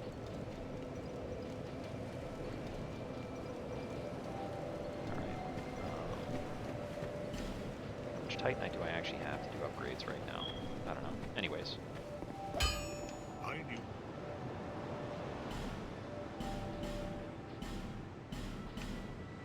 Yeah, I need a lot more.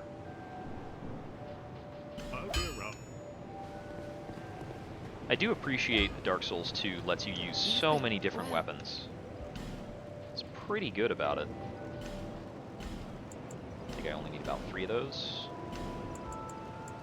Need at least 5 of those. And I'm nowhere on chunks, so I might need to farm some souls if I want to do this. But that's okay.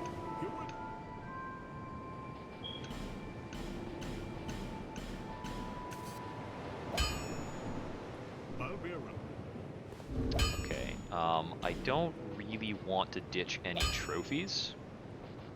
I guess I theoretically have the option... Oh right, I've got 2 Scorpioness Noctua souls. I killed her twice. That's not bad.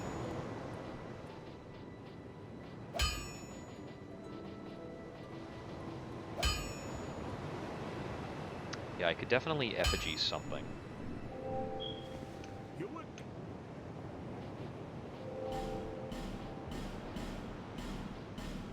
Okay, yeah, now there's a point where I need chunks. Now here's a question. Can I resin this weapon? It cannot be resined. Alright. So the question then, can I fire infuse it? Let's check.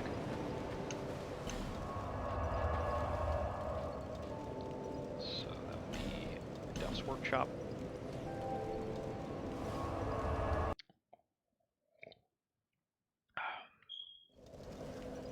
Now, if I'm gonna apply a fire infusion to it, I think that reduces its strength scaling, which would make some of the damage quite pointless.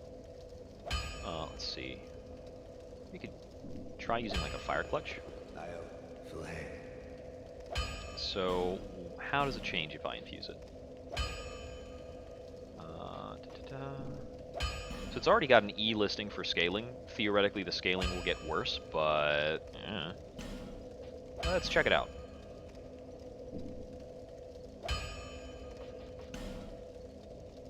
Is there anything I want from you? Not really. Okay, so 59 plus 47. That seems like it was a net positive, pretty much. All right, so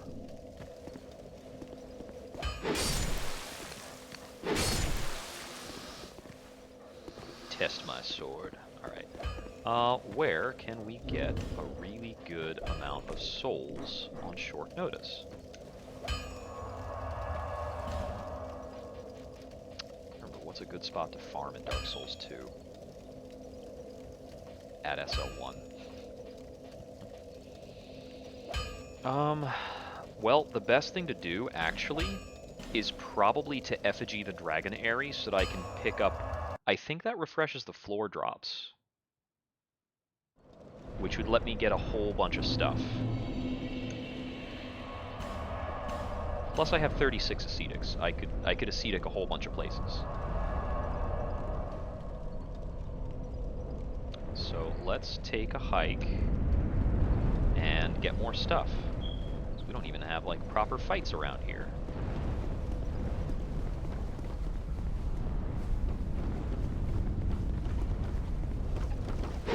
Except for you, apparently. Get out of here.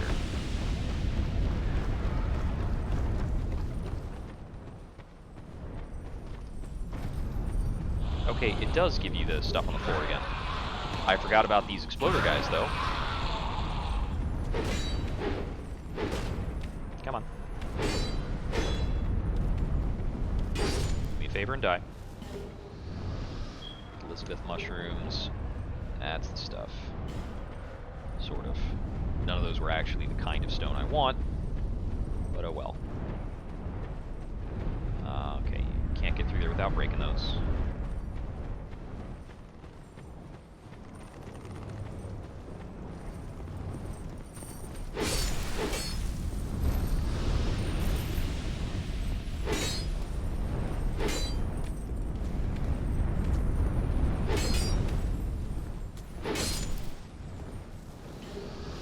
There was a slab in there.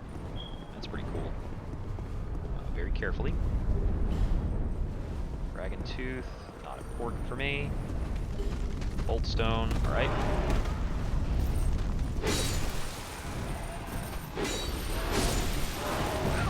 Ouch. Okay.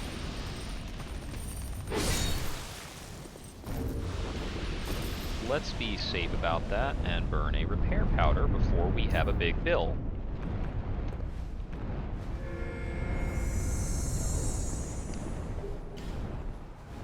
Stone. Okay, I think up this hill is maybe some more stuff.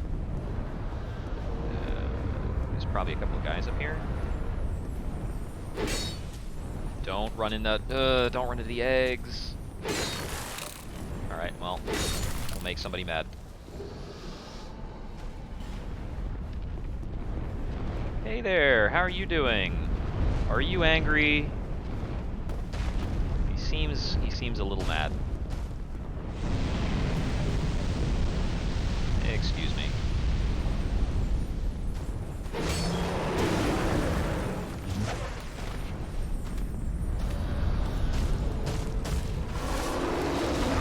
Yep, he got me. Okay.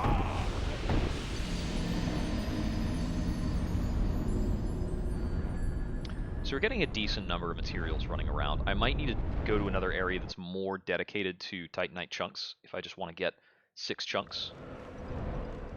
The slabs are neat though. Let's see. Yeah, I've got 0 chunks, but I got some slabs. Let's see. What is the route up the top of this?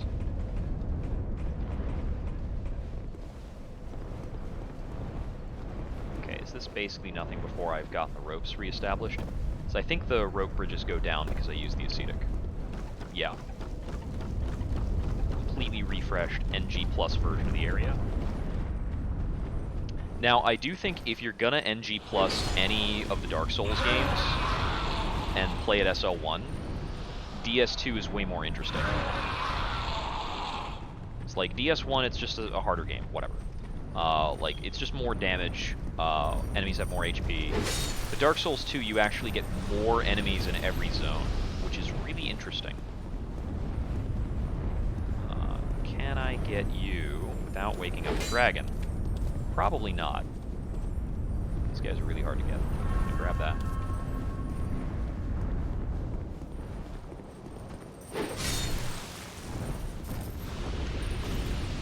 Ah. Yeah, somebody's using poison arrows to their heart's content. Poison arrows are so absurdly good in this game. Oh my goodness. It is nutty.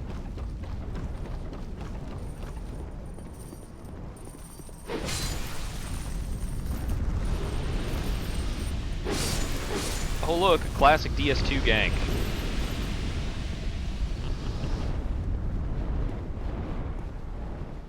It's a good thing these enemies make a lot of noise.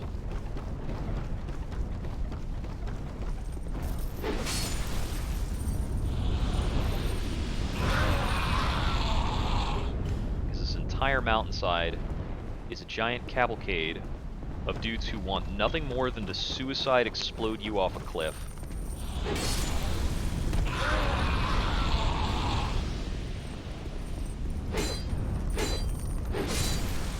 Thankfully, they have really bad concepts of range, so they are more than happy to pop themselves before we get on up here. Alright, let's see. So, over here, we've got some more stuff to grab.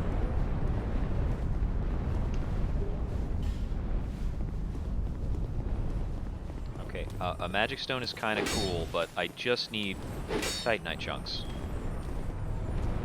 Really? I had no idea. Is it that the poison ticks tick harder, or that it actually builds up faster? I had no idea RTSR gave you a faster build-up on anything. Okay, if I can get you to move, I think I can kill you.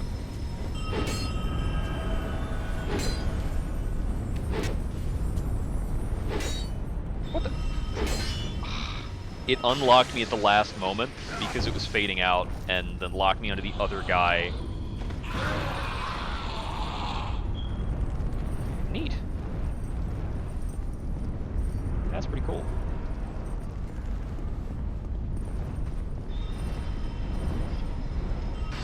Yeah, I definitely didn't want to use poison arrows at all this run because I know how, like, kind of busted nasty they are, but I could not resist the siren song. I did use poison knives to beat the giants. I hate how they run off the ledge here, and it's perfectly fine. Yeah, I used poison knives to kill some of those giants, the ones in the gulch. Ow. I couldn't figure out which way to run most effectively there. Okay, excuse me. Just gonna run up on ya. Yeah, if you don't mind, I'd just like to stab you in the back.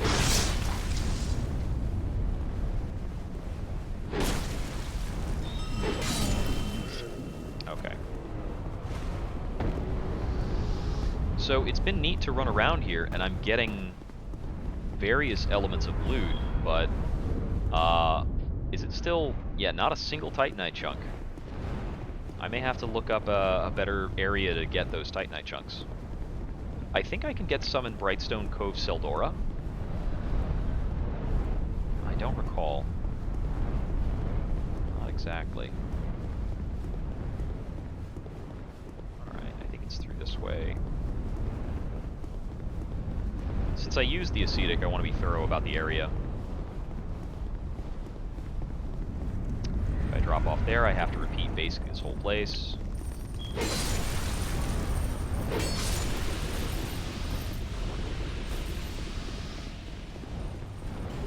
Look at this guy. He's clambering over here, eager to die.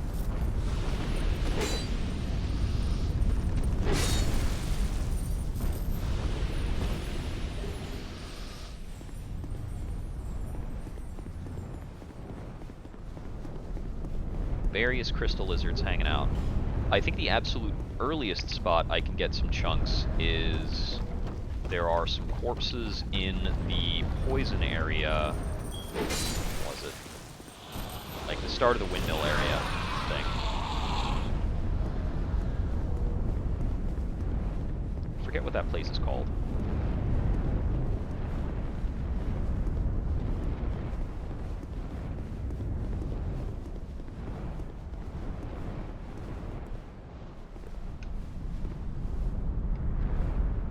Oh!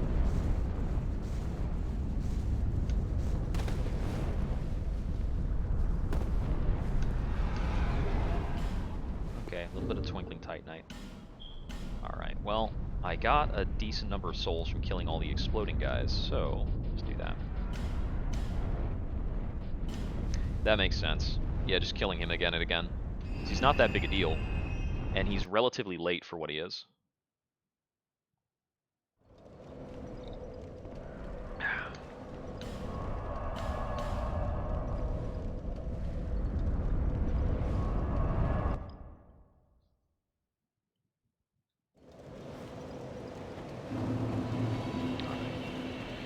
You've been well.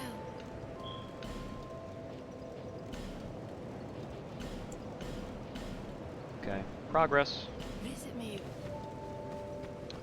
Now, I think I do recall where I can get some titanite chunks without too much difficulty here in the poison pool area of the Harvest Valley.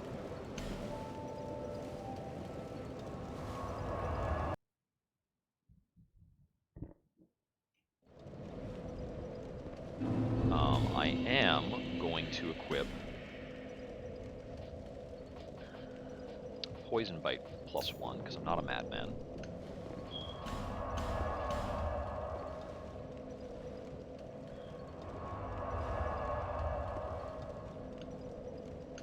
I think running around and grabbing stuff off of corpses is more fun, so I'm preferring this as much as I can.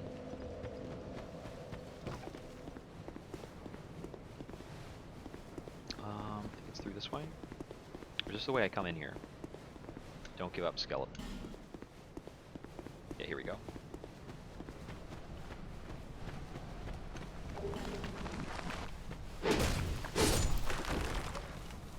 Plus I get a couple other odds and ends this way. A couple souls. Okay, I'm gonna give time for that to fade away. I believe the one I want is through one of the caves around here. Like the caves behind that guy.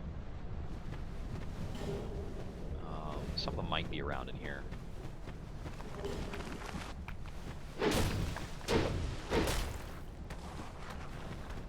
Ah.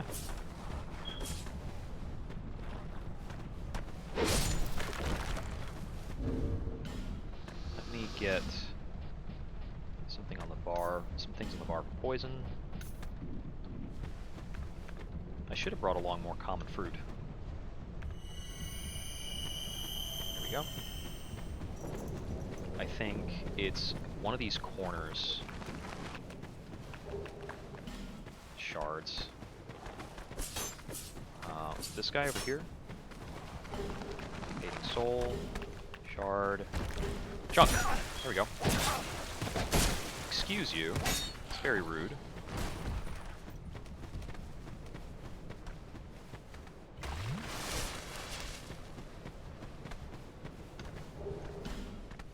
Lots of shards.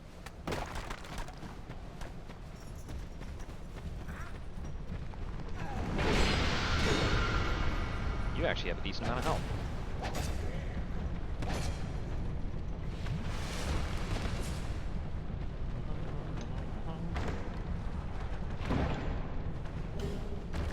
Yeah, I feel like there was at least 2.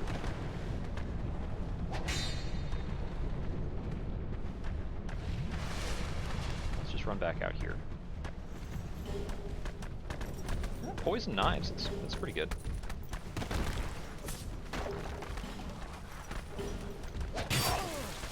Lots of shards. Torch.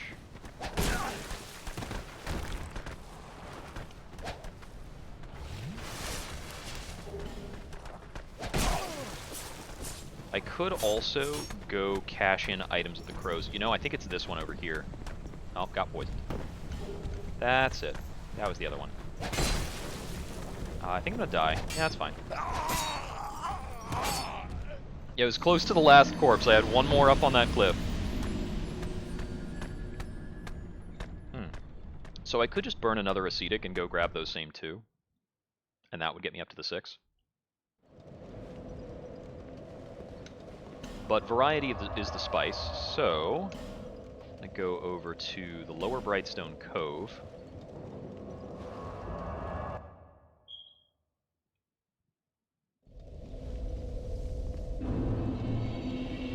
Nope, not that. I wanted to muck with my equipment real quick. Now, I think I can actually one-hand a battle axe with this setup, because we want the other hand to be a torch. There we go. But first, burn an acetic, because I'm pretty sure there are some chunks, or at least some decent stuff, over in the pile of guys. What was I doing? Right, need to start up a torch. But while I have the torch lit, I can't use the battle axe because I'm losing the vessel shield bonus. So what can I equip if I'm short of 15? Well, probably just use the dagger if I need to.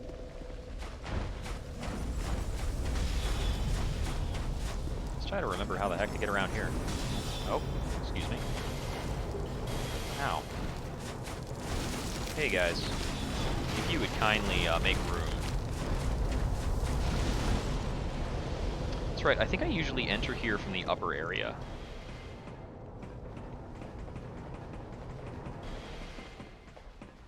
Rather than the lower Brightstone Cove. Oh, we've got phantom spiders now. Oh, come on!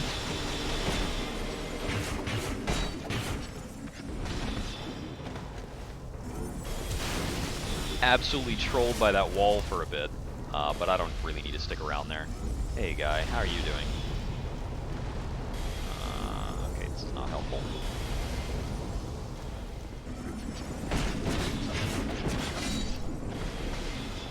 Oh, he tagged me with that.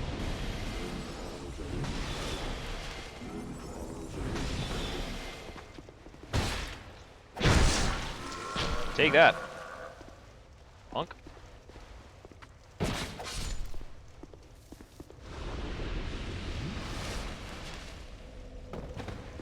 What do we got here? This is just the room I came in through. Okay, I'm gonna head over to the better bonfire here. Can't use bonfire. Don't you give me that. Alright, anyway, it was the Brightstone Cove area, but I think it's the chapel threshold is actually where I want to start at. Now, I think I'm starting at the chapel threshold, but I think I'm re-rolling, or rather, the items I'm looking for, I think, are still further on from here. So I think I've burned the effigy at the correct place. Right, it's not that way. So I'm going down here. And then basically coming out this door. Excuse me. Did you just fall? There we go. Still spooky chanting.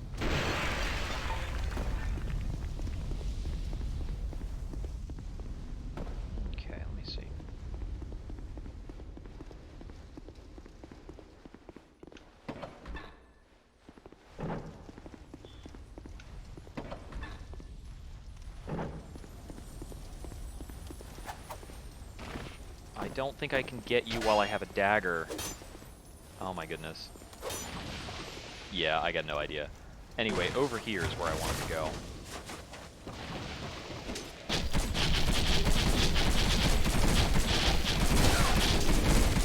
Yeah, there was a chunk and a slab in there.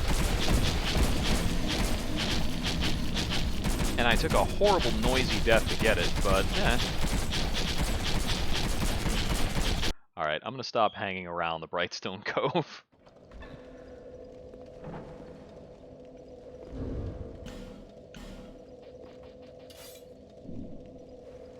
Get back to wielding real weapons. Alrighty then. Do I just want to re-roll the Harvest Valley again and get those same 2 things again and call it a day? Yeah, I kind of do. It's pretty quick. I don't have another common fruit, sadly, but...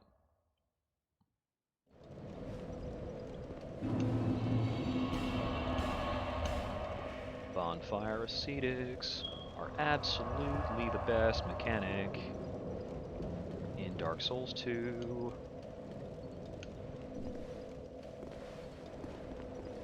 Okay, I still have the Poison Bite Ring. I've got 2 uses of Moss if I need to. Yes, it is this way. Don't give up, skeleton.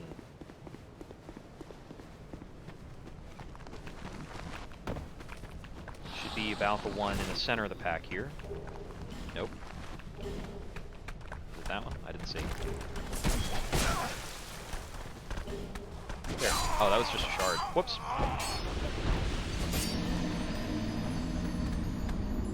So I remember that one of them was in the little crook of the ramp. These skeletons do quite a lot of damage now. Did I actually already grab the other one? Oh, I've got 13 chunks. Pfft, okay, well, never mind. I'm good. In that case, we just need more souls. More souls. To some extent, I think I could actually get a decent number of souls by trading in 10 petrified somethings. That's kind of a to-do list item. It's kind of weird that Majula precedes the things betwixt. I think it's just for convenience.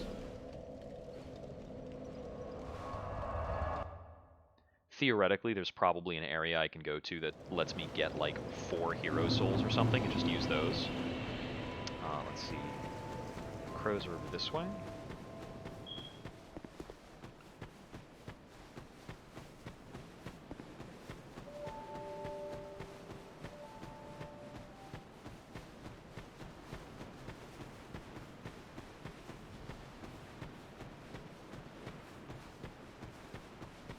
Wait, no, this isn't the direction of the crows. This goes to, yeah, this goes over to that different spot.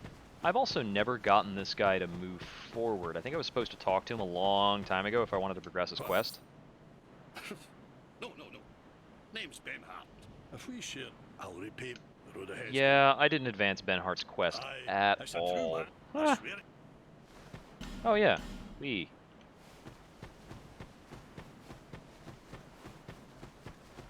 Sorry, Ben Hart, I kinda left you behind. Pretty much. What is that scroll-looking thing? What buff do I have that looks like a scroll?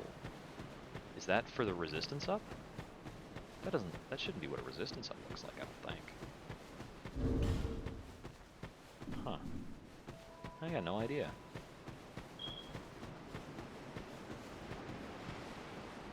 Okay, should be this one then.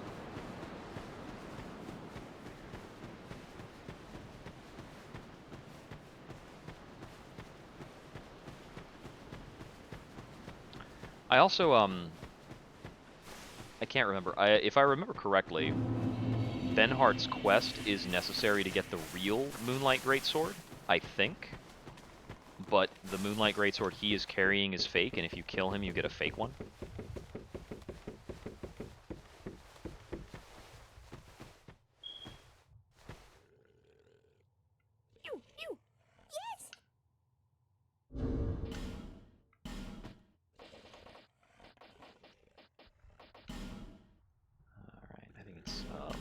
one.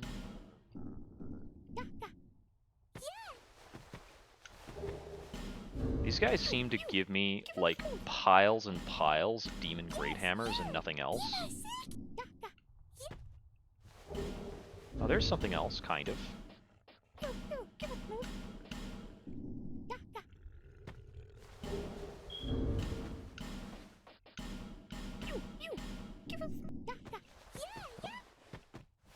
Let's not accidentally backstep off a ledge.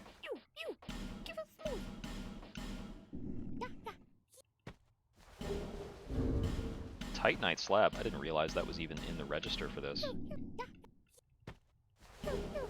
Chandler's Trident. That's pretty cool.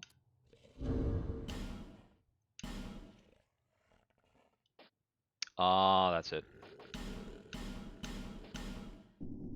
Oh, has to be NG+, yeah. I do think it's interesting that there's a lot of gear that's unique to NG+, especially since you're able to use effigies to step into NG+ if you want to. Or not effigies, ascetics. Another Demon's Great Hammer. I think I have like 4 now. Another Chandler's Trident. Whoops. And another Petrified Dragon Bone. I'm just going to sell a bunch of duplicate weapons and see if that's enough souls for me to finish this upgrade.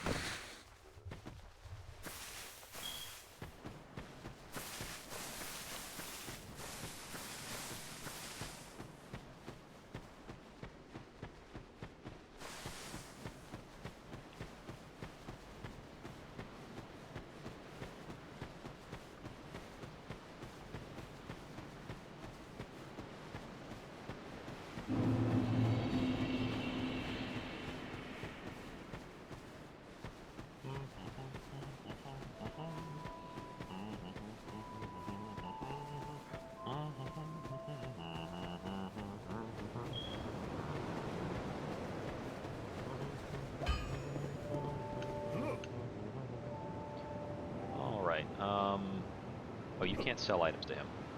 Who lets you sell in this game? You've been well. No injury. Can I sell to Murtaugh? I think.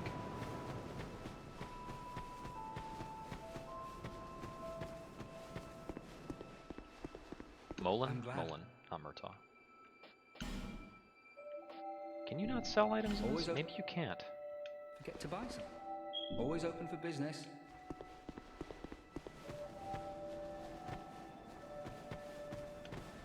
Hey. What? You get more stuff in the shops too. Interesting. See, why now? Just because honorable and do great. She actually comments on you being the sovereign. I think these boots also come with the falling damage reduction. Yeah, they're handy. It seems why now? I probably should have bought them because I'm really, really bad at falling at this particular fall. I'm super bad at that. Okay, so I can't sell items to any of these guys. Is there anybody you can sell to in DS2? Honestly, it doesn't really matter. You should just go farm some souls. How many upgrades can I get out of a Soul of a Brave Warrior? 5k. That probably gets like 2 upgrades, maybe just 1.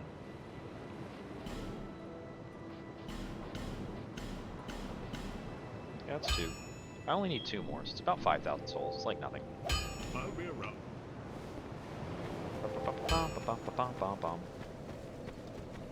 Oh, you can sell to Goblin?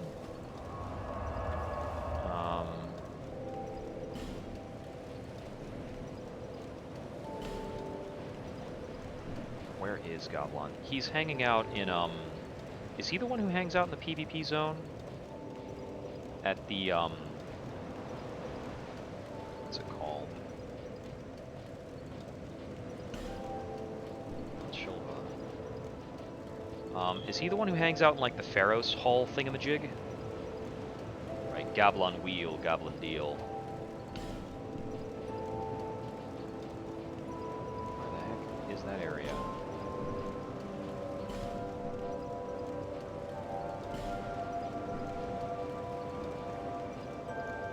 Doors of Pharos. This is what I thought it was.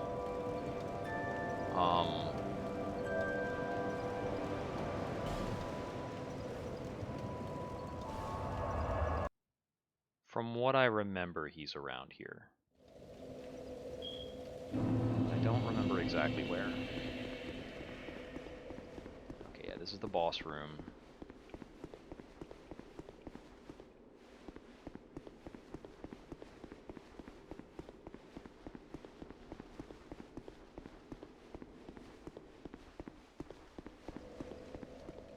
That's the rat guy.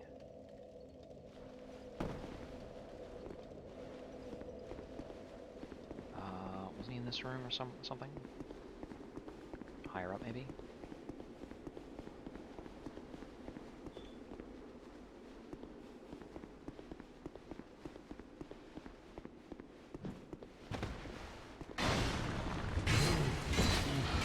Nowhere near me, buddy. You gotta work on that aim.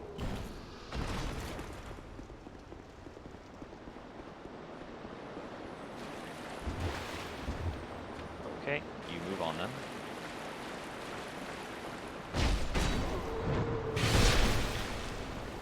Mind your own business, will ya? This is one of the bits where... Did I already kill this guy? I might have. I don't see the shadow anymore.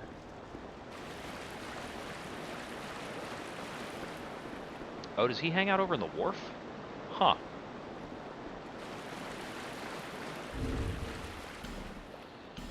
Yeah, I think that's the No Man's Wharf. Let's take a trip.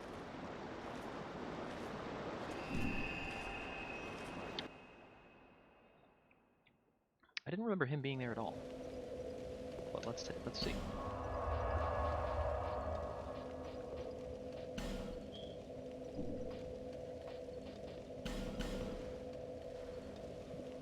Let me just take a quick look.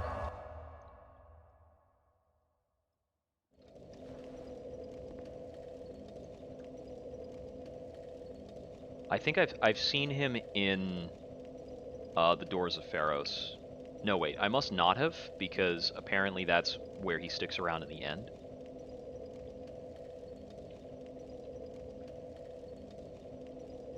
Okay, his first location is far upstairs in No Man's Wharf. I don't think I actually made it to the top of No Man's Wharf, because I didn't need to. So let's try and get that done. Shouldn't be a big deal. This area is pretty old by now. Let me go back to the Twitch tab. There we go. Let's see what's happening. You over there trying to shoot me? You naughty boy. I have already run past about 4 guys. He headshot me.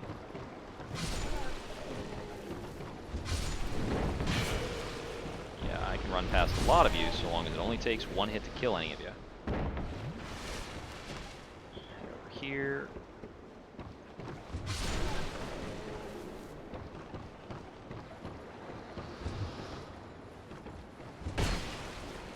Bye.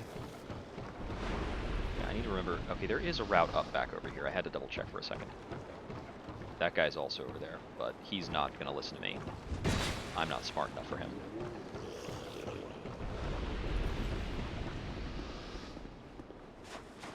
Okay. Oh, these guys already? I thought these were further in.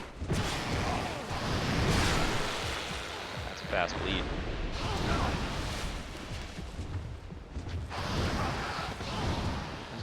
Problematic. There we go. Okay. I thought I had more time before I ran into them.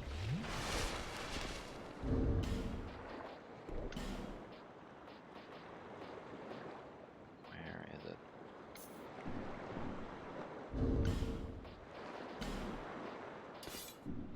There.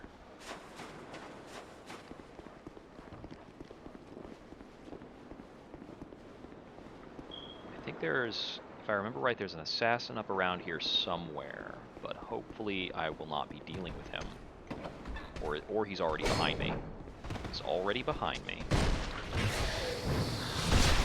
2 can play at that game.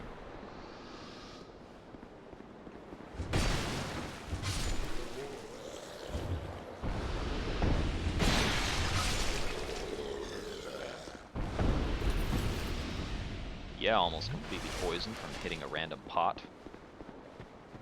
Don't give up, skeletons.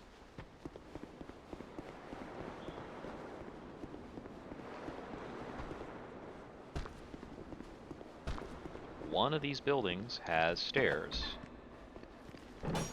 There we go. Stairs. Dead man.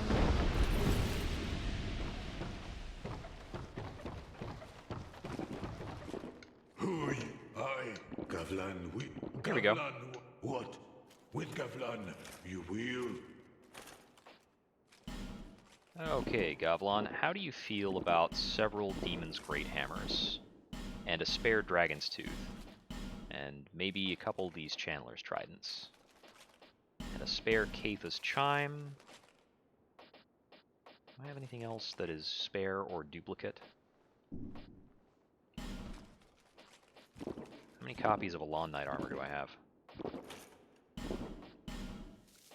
I can, if I ever cared about this stuff, I would refarm it. I'm not going to sell the Havel stuff, because I think that actually might be unique.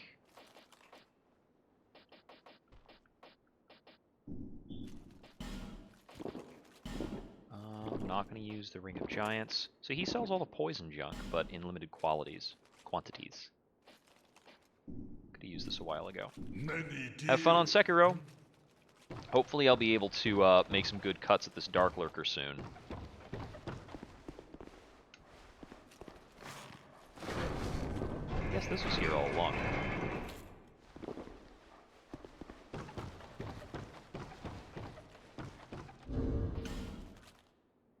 Let's see.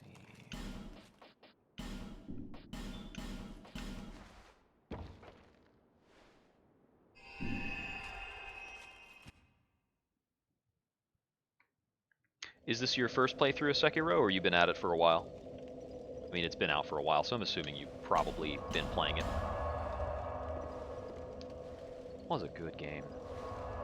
I should replay it just because. I'm not interested in a challenge run of it, but I should just replay it just because it's a good game.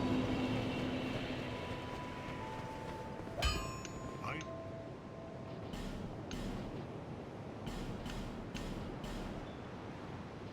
Okay, well there's that. And while I'm at it, I could actually max out some of this stuff. I have so many slabs. It's so weird. I've already maxed out the helms.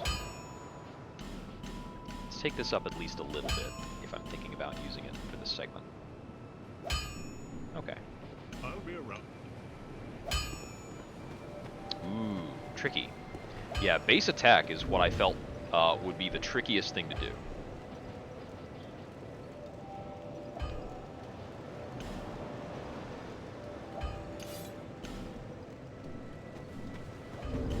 Okay, so this seems like it's a decent amount of damage. And I have the option of trying maybe a flame clutch with this. A fire clutch. Do I get to see a listed damage update for that? I do. That looks like it could be pretty good. Let's see what this does to the boss. I swear, if I go through this trouble and I hit the boss, it's like 150 damage. I'm gonna be a little bummed. Although honestly, I mean, it's just kind of nice that Dark Souls 2 gives you the freedom to muck with gear and experiment even on the SL1. So, I do appreciate that. The depths of darkness. Something, something, something dark side. Something, something, something complete. Fantastic. How's that look? A little better. Just because I'm in the dark chasm doesn't mean I need to be sitting in the absolute darkness. Okay. Come on, buddy.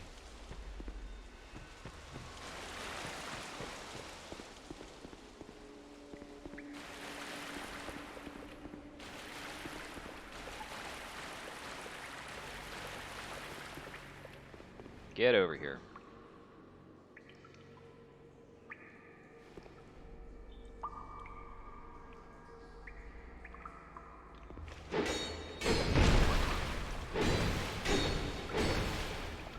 This is barely knocking him back.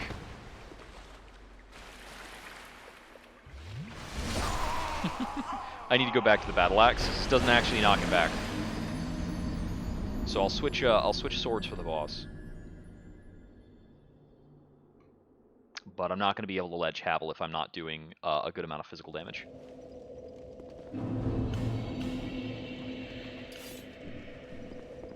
Alright, here we go.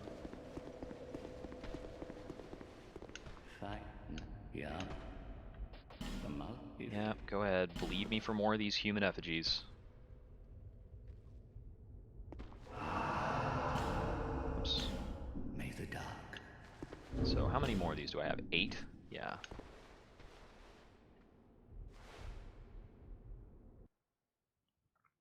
I think I had maybe 40 when I was first trying the Dark Lurker.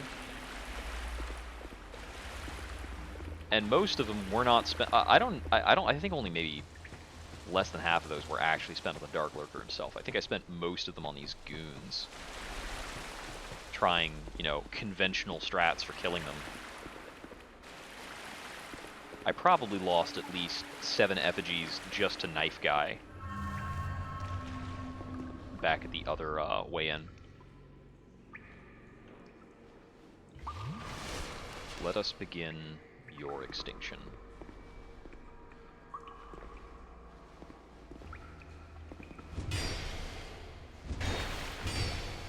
Goodbye. All's fair in love, war, and SL1.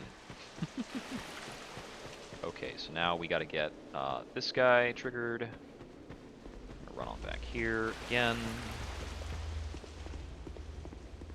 I think this is probably the earliest point that I could try to ledge them, but this looks like it's the most consistent. This is a very, very narrow stretch just between this rock.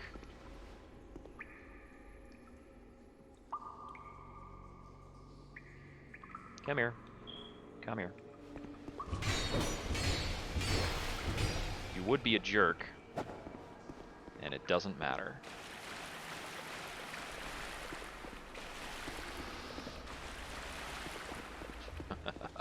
Gravity cannot be denied. Ooh.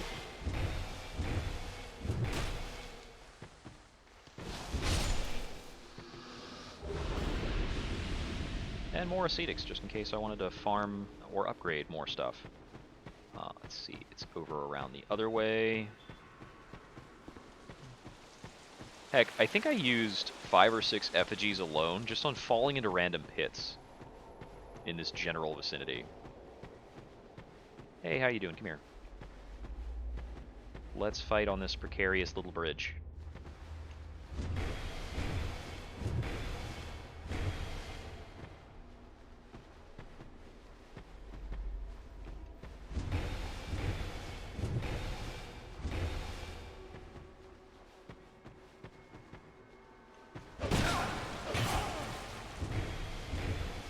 Yep. Alright. So, time to test out this weapon, and let's see how well this fares against the boss. And this is with Fire Clutch, but no Flynn's Ring. Flynn's Ring might be better than Fire Clutch. We'll have to see. I don't recall... Okay, Flynn's Ring is physical specifically, theoretically. Let's see what we do. Because a rapier setup with the Flynn's Ring might still be the best damage we can inflict. But, you know, this is how we figure things out. What attack is this even? A laser thingy, that's right. This is the chasing laser where you're safe underneath it. Okay, don't do that. Oh my god, we're doing less damage.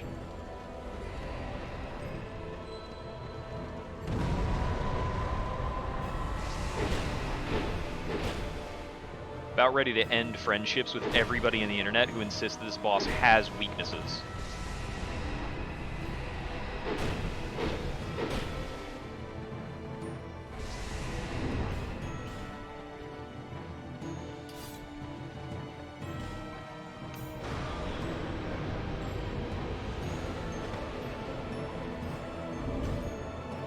See, I don't need the strength ring.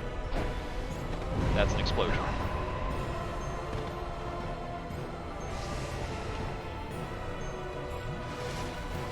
So I'm changing out the strength ring for what? I'd like to think of what the ring is before I need to go for it. Right, that attack. Ouch. Laser.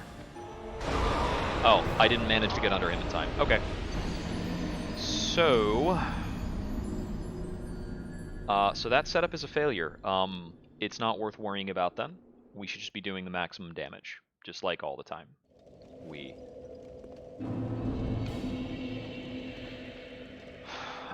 So it's going to be Dexterity, Flynn's. The Leo ring is what I was using before, but I don't really think I can get counter hits on this guy in a meaningful way. So let's see. For that matter, I'm going to change this stuff back to the... where'd they go? Back to the peasant gear. There it is. Bit of peasant attire, so I can get those stats back. I'll keep the strength ring on for now because I still want to use the battle axe to ledge these guys.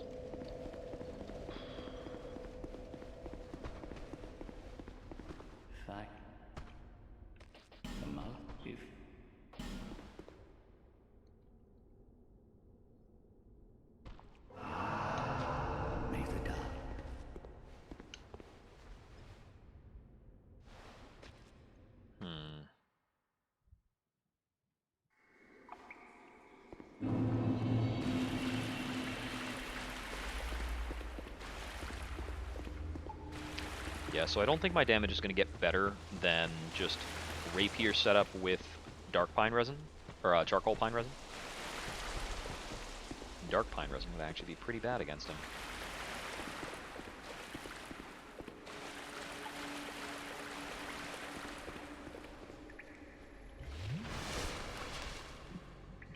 I still actually need to figure out if I'm missing some more Sublime Bone Dust, or whatever it is in DS2. The Estus upgrader. Pretty sure I'm missing a couple. And with my Vitality roided up like this, I could actually use the extra Estus value. Also makes me wonder if I can Ascetic for that stuff. But I don't know if I can get more of that via an Ascetic. Somebody put a message over there just to prove that they could jump on that rock.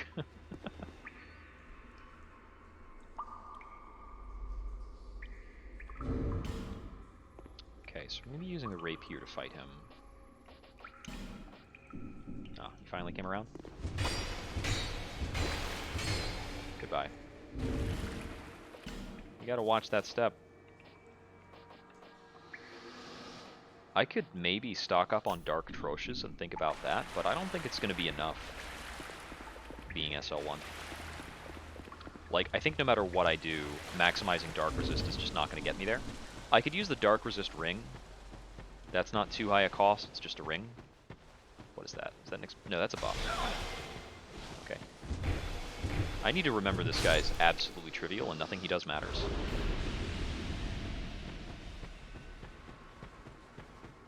This gal can do damage. Chug. Come on, come at me.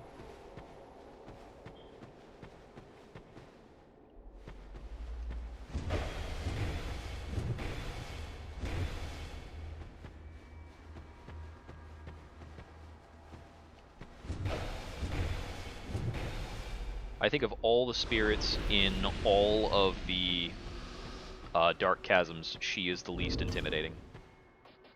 Okay, so I'm going to go back to the rapier. Where is it? There we go. Rapier, and I'm going to change out the strength ring for the Dark Resist ring, which is just kind of a vain hope. I also think there might be a Dark Quartz +3 somewhere. The other +3 rings are in DLCs. I don't remember if one exists. Ooh, neat. I haven't tried making, like, confit before, but, it's very intriguing. I certainly should try that.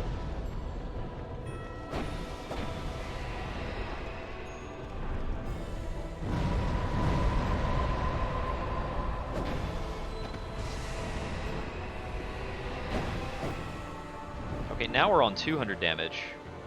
I think that's a counter hit, so the counter hit's 200 damage. It's alright.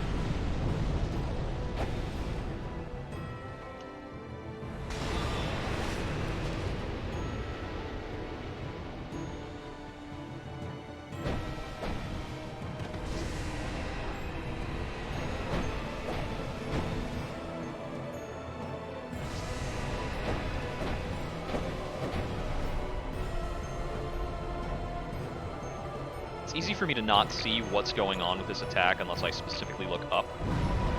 Let's go into laser. Reapply resin.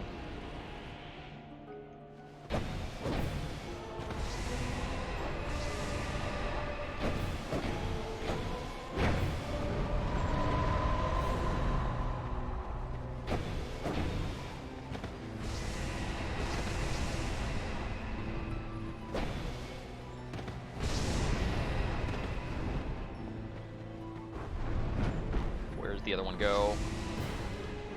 Should be a safe drink. Okay, both from fire. We just run around that.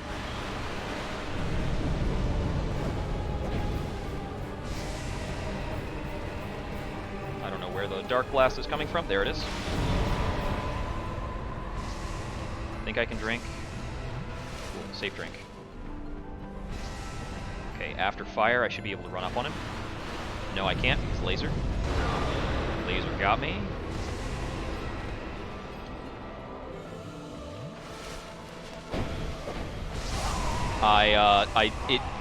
It buffered 2 attacks and ate my roll. That sucks. I think high payoff for low effort is the story of garlic. That was not a bad attempt. Okay, back to strength ring.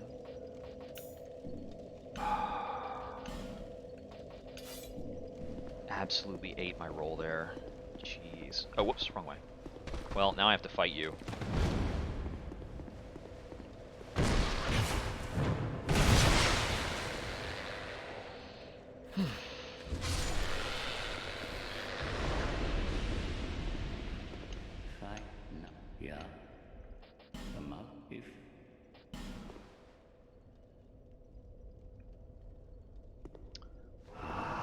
There's a big difference between these attempts and the last time I was fighting Dark Lurker, in that I understand a better dodge pattern for his sword stuff, and that's giving me a much better opening. I think last time I might have been fighting him locked on more often. Anyway, I was definitely not strafing that attack as much as I am now, and that's giving me much bigger windows to get in. Naturally, the problem with Dark Lurker is just the duplicate phase. It can get really nutty. That stuff can get out of control wicked fast.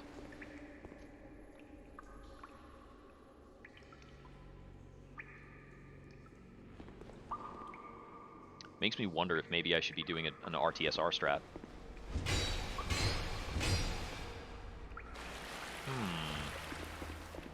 Because I can loosely survive hits from him, but not super well.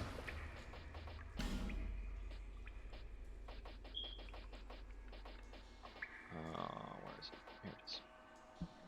Huh. How do I set up RTSR in this area? There's nowhere I can take falling damage. Is there like a ring that damages me, or an item, or... Oh, I can, I think I can put on the Avarice hat until my health gets low enough. Let's try an RTSR setup and see how the fight goes. Because honestly, I'm not doing super great if I take a hit anyway. I want the shortest possible second phase.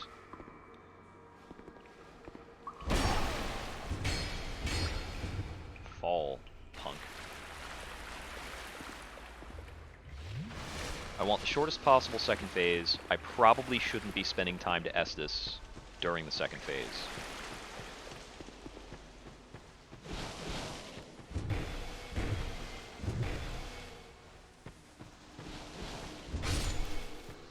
I don't even know what he's casting there that is spending all that time and not hurting me. Right, I went the wrong way.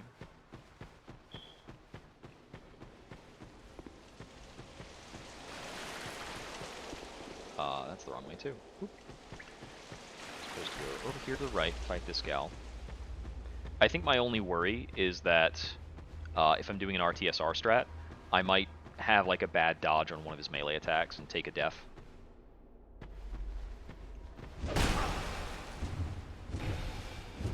But if I'm in second phase, a bad dodge is going to kill me anyway, so might as well just play around it right. So let's see. Where is it? Another thing I could do is go in with RTSR and not have a setup for it, and it'll just activate if I'm actually hurt. I don't think I like that plan, though.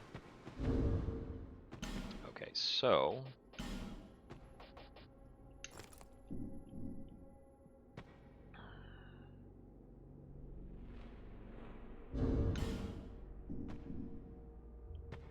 just gotta hang out for a bit.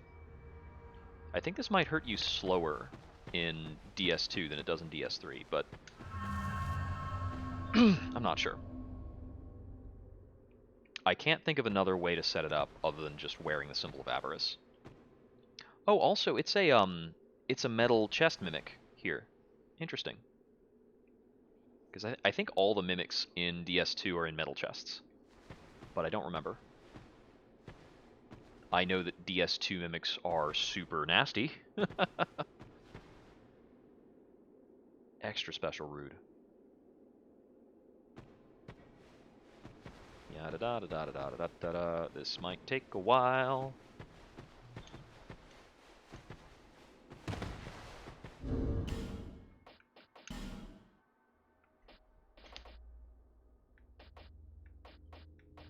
Yeah, I don't think there's anything else I can do to speed this up, because, like, my own fire bombs won't hurt me. I guess I could theoretically unequip the Ring of the Embedded, right?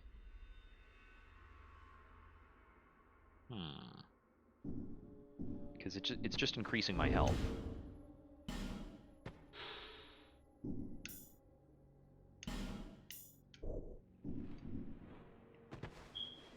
So I'll equip a fourth ring that isn't the Ring of the Embedded then. Probably the Leo ring.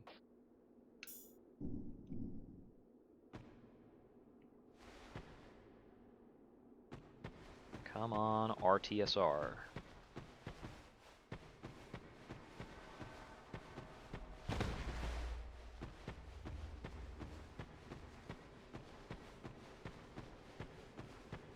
I'm going to have to watch out for his just personal explosion attack. That has been getting me. And if it gets me here on an RTSR strat, it's going to be a little tragic.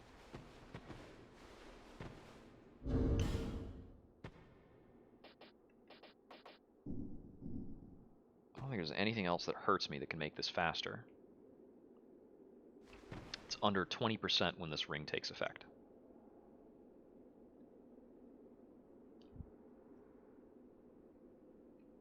One thing to do about it might be to unequip the Ring of the Embedded, and then if I'm going to actually use the Ring of the Embedded, I could re-equip it later.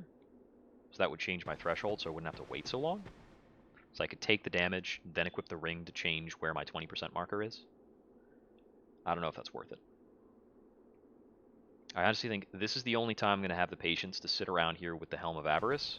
Apart from this, I'm just going to fight the boss and let him hit me with something. And that'll get me under the 20%. So for subsequent attempts, I'll keep on the Ring of the Embedded so that I can take an amount of damage I'm aware of. And I'll just take a hit. Okay, there we go. So we re-equip the... I was using the King's Helm, not the Crown of the Sunken King, I think. Yeah. Never mind. It's totally using the Crown of the Sunken King. Okay. So, yep, we've got the setup we've got. We're going to go in there. Alright, let's try not to take any hits, because that could be tragic.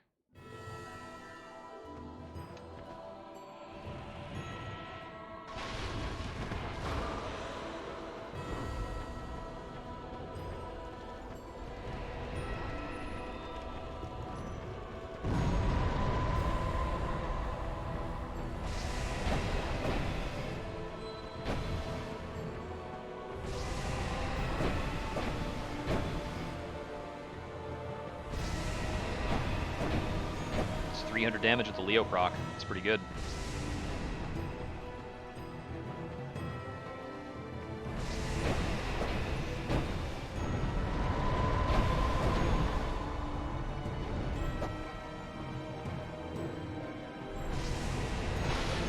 Whoop. Excuse me. Gotta run around from that.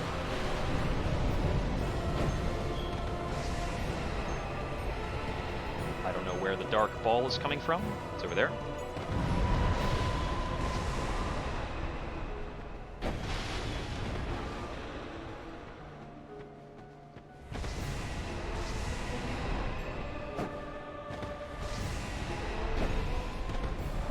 Fireballs. Ah, that fireball nicked me. Yeah, the second phase is still maddeningly frustrating.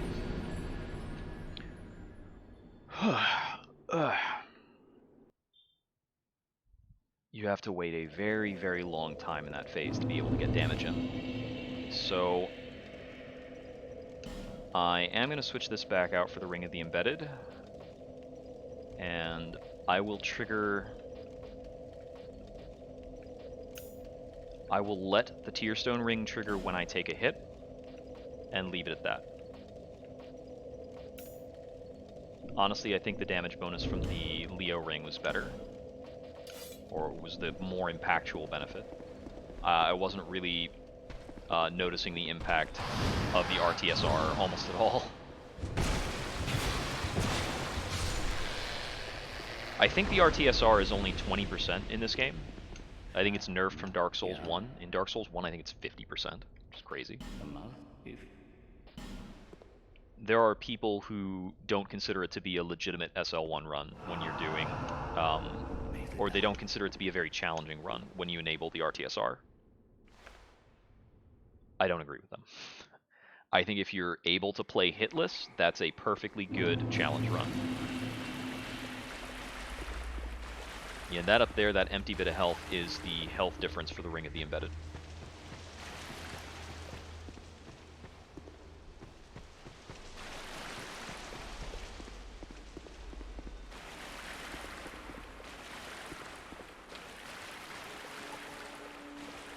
I could also try actually just using the battle axe instead of bothering with this rapier stuff. Like, I think the rapier damage is better, but I'm not sure.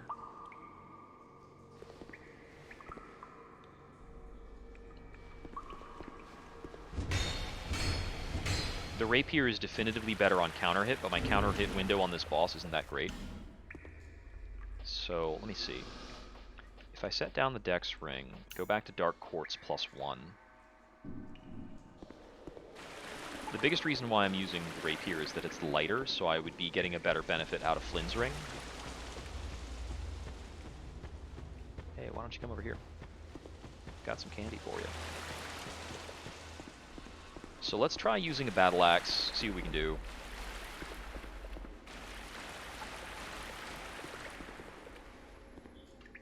So the rapier has been doing about somewhere between 160, 170, give or take.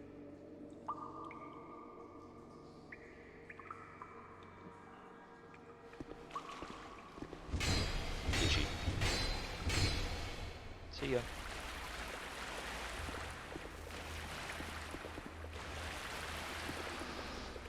So glad I figured out these ledge strats.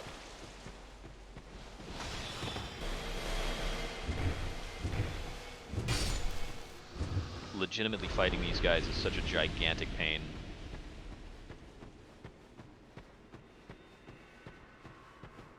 I'm gonna let that wiry phantom with that giant club go by. It's making it a little hard to see.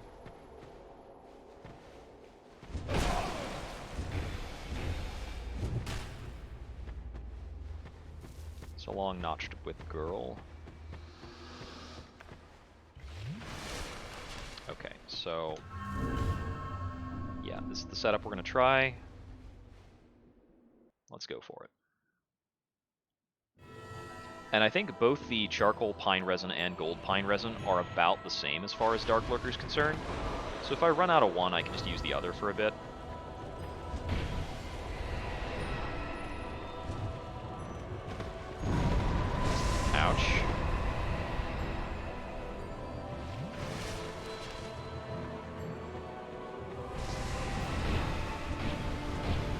Okay, so 230 on counter. Looks like it's 170 to 190 otherwise.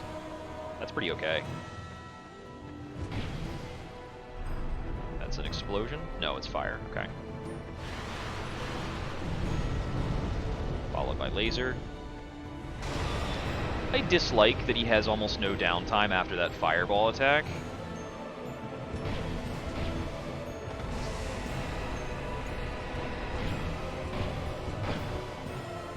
That's a bit of hit stun. That's Dark Portal.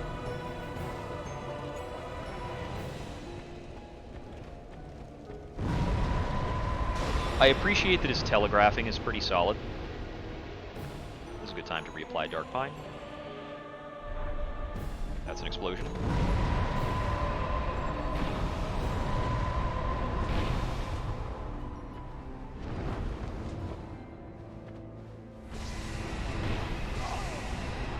What's this other one doing? I can heal.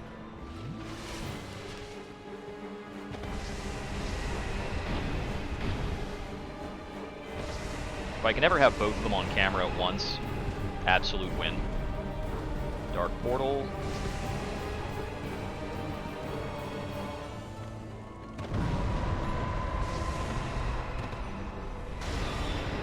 Laser and laser. Pretty rude, guys. Fireballs. Yeah, fireballs can go straight behind him.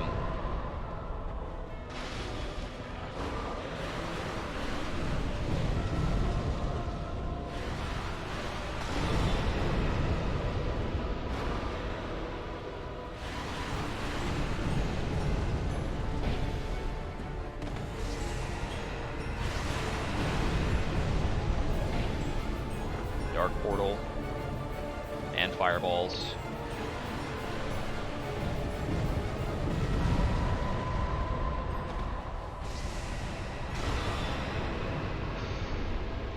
Lost track of one of them, and he's doing fireballs again.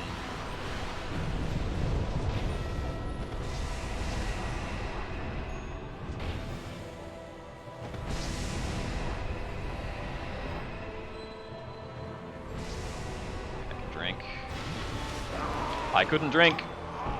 Oh my god. Phase 2 of this boss will absolutely make you run in a circle for a full 2 minutes just to, like, oh, you screwed up once. My best openings on them is probably when both of them are going for melee. It just doesn't happen very often. I just have to spend a ton of time running from fireballs. This really big, obnoxious amount of coverage.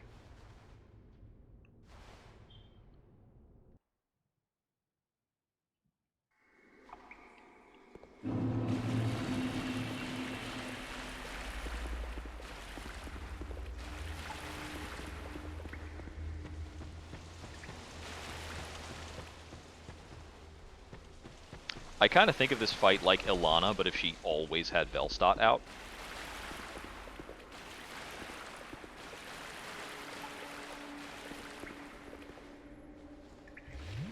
Even Ilana with Velstadt out, you can kind of go after Ilana and get away from Velstadt.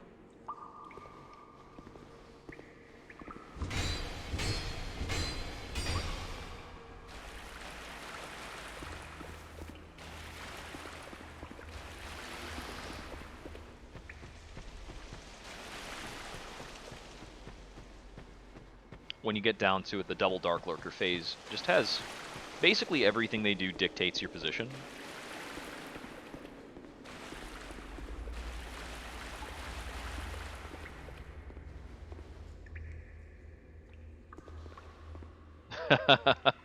Yeah, in Bloodborne, the amount of HP you take off with an R1 is pathetic. You absolutely need to be getting backstabs on a lot of the late bosses. And then a lot of the health chunks you actually take out in Bloodborne is a mix of, like, those backstabs and the breakpoint visceral attacks, or the counters and things like that.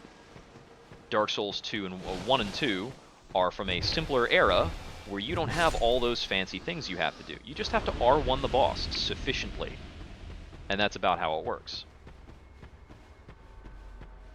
It is comparatively calming. It means I don't have to worry about where exactly the boss's back is and all this other junk.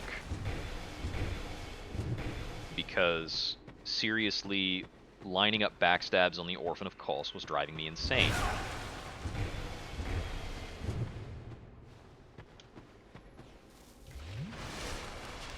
Oh my god, so glad I got these ledge strategies.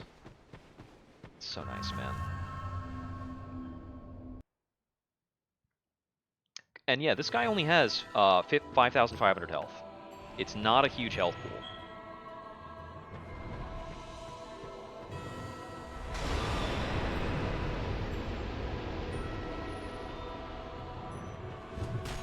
I was hoping I could queue that up.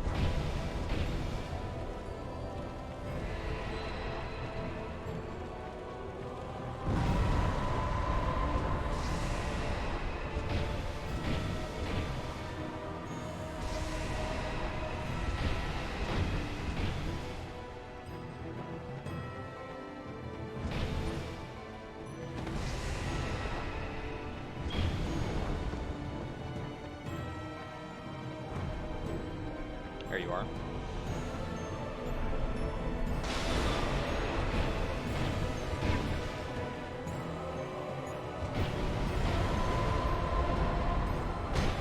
Whoops.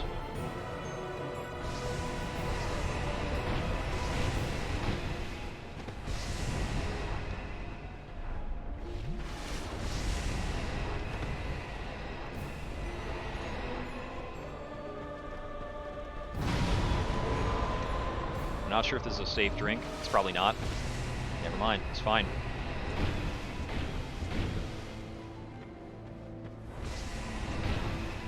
Okay, time to run. Whew.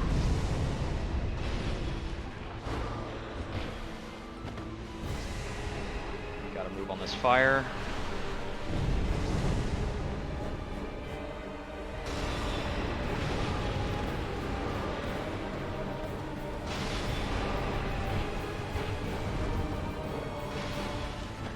Please keep using Magic Missile.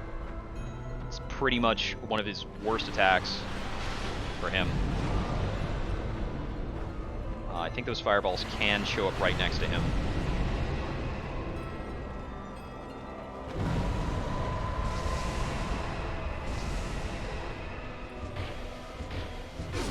Got him! There we go. There we go.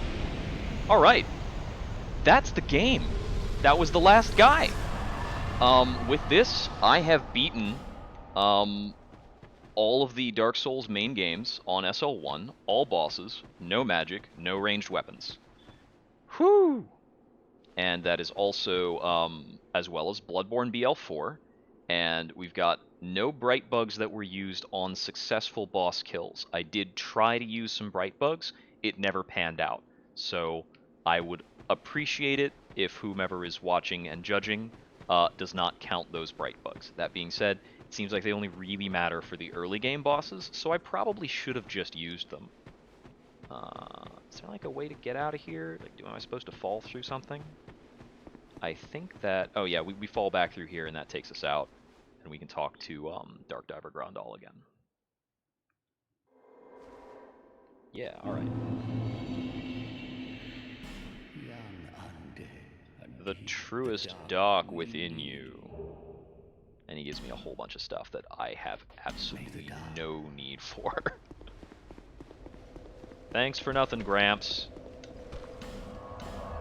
Head back to the Julep. So, I will get this and the most recent video uploaded to YouTube. And then I'll try and, like, post those out to the various places that arbitrate proof for this, so I can get the appropriate flares on various social media. Let me see. And to check through all the stuff, I think I might have used some of the souls for things that are mandatory. There aren't many mandatory bosses in Dark Souls 2, though, with specific routing. So, Executioner Chariot, important optional. We got the Smelter Demon, he's optional. We should have all the Great Souls. The Royal Rat Authority's optional. I thought Duke's Dear Freya was one of the Great Souls. Huh. The Rotten, the Lost Sinner, the Old Iron King, Dark Lurker.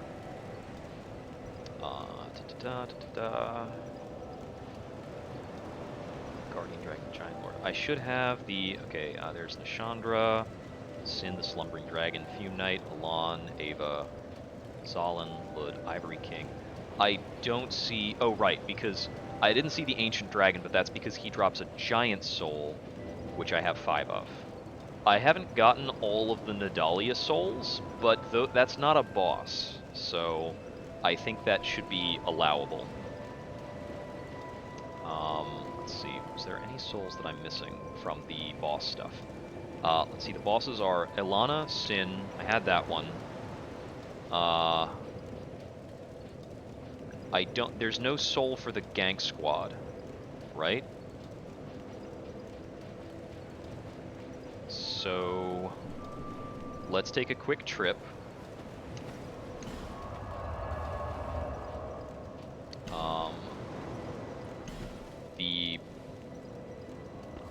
Is this the Priestess's Chamber is the bonfire before the Gank Squad. Oh, no, the Flower Skirt. The Flower Skirt is a reward from them. So, by having the Flower Skirt, I prove that they're dead. I think I also highlighted the Blue Smelter Soul. That should be new in there. But I also have the Pharos Mask that requires that you kill him. I can't think of anything else that needs demonstration or proof. I only had 4 effigies left, so that is pretty cool. And that ties it up. So, thank you very much. I'm going to have to figure out something new to do on Mondays for my hard mode day. We might make that some other challenge run in something. Right. Thank you all for tuning in. It's been a great joy to have people join me on this. The various cheers, the hype, especially some of the big moments in Dark Souls 3, beating the old demon, the demon prince specifically, and all the stuff in. I think my most fun in all these runs has probably been going through the Ringed City blind. So I'm going to be looking forward to Elden Ring, and for Elden Ring, I'm going to be playing SL1 from the beginning, and I'm not going to do a casual run at all. I'm avoiding spoilers. I will not be able to start that run on the release day for Elden Ring, because I have a camping trip that I have rented the campsite for. I am the guy who is running it. I scheduled it ahead of time by a lot, and then Elden Ring's release date got moved. Oh well, these things happen. But I will be playing it on Sunday and Monday after its release, and I'm going to be taking off of work for Monday and Tuesday, so that I have a really nice, big chunks of playtime to sink into that game. So I hope I'll have some of you with me for that. This has been Jupiter Exile for Dark Souls SL1. May we wander again soon. Good night.